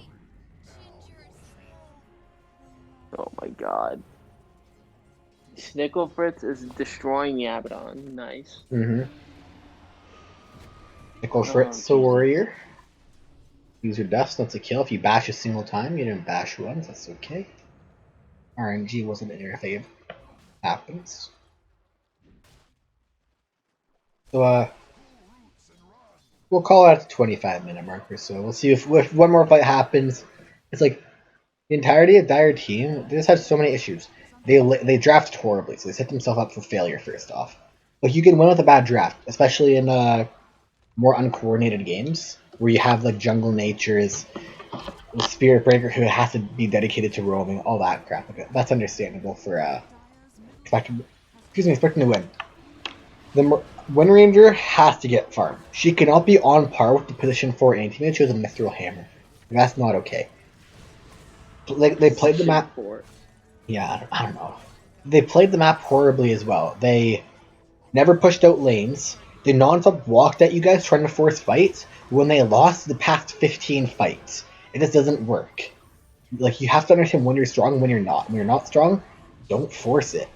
Understand how to play the map properly. Like, have Meepo Wind Ranger pushing out a lane, and and then once you guys TP back, or Spirit Breaker uses charge, then look for a play elsewhere. Like, you have to do something to... Yeah, this is what we do a bit. Yeah. The common force high ground without full team, without Aegis, we get wiped because we went for stupid kill priorities or whatever. Happens a lot, but the more you watch from our stream, the more you'll see this. Yeah, very, very, very common. Oh, Jesus. Like, Holy Locket of Baden? Okay, I think we can call it here. Itemization is so bad. Yeah, so, yeah, just go over again. Playing the map properly, like, no one has pushed out any lane. I don't think I remember a single time in the past 10 minutes where a wave has been past your half of the river. Because, like, they just haven't done it. Like, they're hitting neutrals. Like, finally a bounty hunter, the hero with no wave clear, is going bottom lane to push out this. A Wind Ranger somehow is by your tier 1, tier 2 with an Abaddon. Snickle Fritz is just watching in awe because Snickle Fritz doesn't know how to process this. Snickle Fritz is just mind blown at the pure stupidity coming up from the dire team. Their itemization. Oh yeah, it's like itemization from dire team definitely needs to be reconsidered. If you're this far behind and you're an anti-mage, like anti-mage carry, yeah, keep going for your battle 3. You are how your team wins. If you are one of the 9,000 carries on your team, because Bounty Hunter is going damage, anti-mage is going damage, Wind is going, I want to say damage, but that would involve having an item. Abaddon is going support. I can dig it. Abaddon's build in some sense. Meepo has an Aghanims. He has an Aghanims to AFK his entire Meeplings in the base. Going to Scotty. So you have 4 cores if you're the anti-mage. Don't go for that item. It's just not going to work. Except the fact that you're a support. Delegate yourself. Just push out waves. Like, in theory, this hero is difficult to kill because he does have 1.2 seconds out of like a 2-second charge time where he is hard to gank because of what's it called? Counterspell. Like, if he sees it coming, he can try timing it properly where he has a bit more of leeway to survive the Spirit Breaker ultimate or something like that. I don't care. Having a Abaddon play with them. Doesn't matter. Do something proper on the map. Stop forcing fights when this far behind. They know for a fact they don't know how far behind. They know they're behind. They can assume anywhere between 10 to 20k. Okay, that's not a hard thing to figure out. When you're that far behind, you can't fight. If you're just blinking in like this is suicide. Like, if your entire team was there, or if you had charge off cooldown or ultimate or whatever, they all die there.